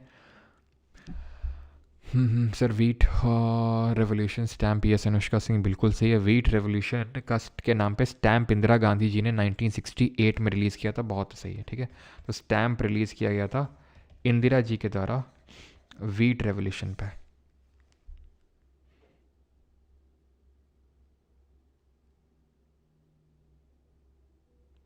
Milk is heterogeneous unfold a bit. Actual में मिल्क एक कोलाइड होता है, ठीक है, कोलाइडल सोल्यूशन होता है, और कोलाइडल्स को, जो कोलाइड मिक्सचर्स होते हैं, कोलाइड्स को we treat them as heterogeneous mixture. Though though we can not see their particles through our naked eyes, though they appear to be homogeneous, वो लगते हैं होमोजेनस लेकिन होते हीट्रोजेनस हैं। Always remember, colloids are heterogeneous, ठीक है। Thank you for joining this session. Is coupon cancelled? Yes, I think it is.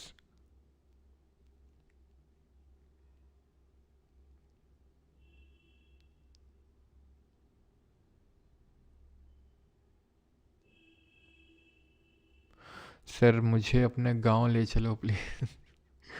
क्यों भाई, गांव में क्या करोगे? अविनाश पांडे सर, ऐसे आई हो नहीं हुआ, बहुत बुरा फील हो रहा है। कोई नहीं अविनाश, ग्रुप पे मैंने मैसेज डाला था खुफिया विभाग वाले में, उसको पढ़ लीजिएगा एक बार। चलिए, थैंक यू, धन्यवाद सभी को for joining this session, thank you. Mains के लिए कुछ और करो सर जी प्लीज़। क्या कर दें भाई, हैं क्या कर दें मेंस के लिए, बताओ, तुम बताओ। बाकी जो हो रखा है वही करना है आपने, ऐसा कुछ नया है ही नहीं। अब अगर वो सीजीएल मेंस का लेवल कुछ उठाए तो हम कुछ पढ़ाएं एक्स्ट्रा, वही पूछना है उससे। और रद्दड़ रद्दड़ लेवल का ही पूछ लेता है कभी कभी, जैसे सीएचएसएल मेंस में वो रद्दड़ पूछ लिया, जिसमें हम क्या नया ऐसा पढ़ा दें।